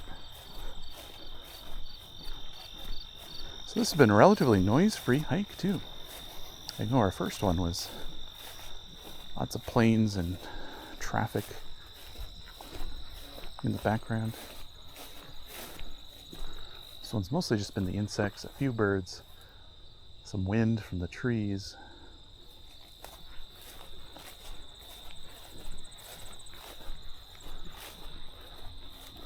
Relatively undisrupted. It's a great place to come if you want that kind of lack of anthropogenic noise. I think today is also poor weather for aircraft, for light recreational aircraft, so that may have helped as well.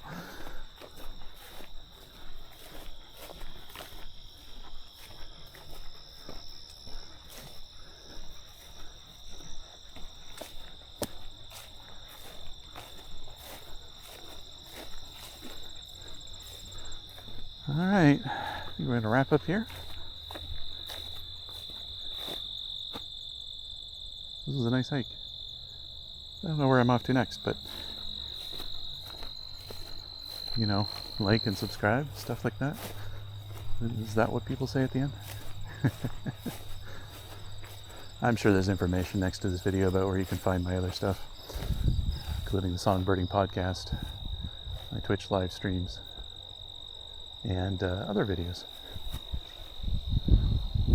Maybe we'll just end right here with these sunflowers as a nice scene.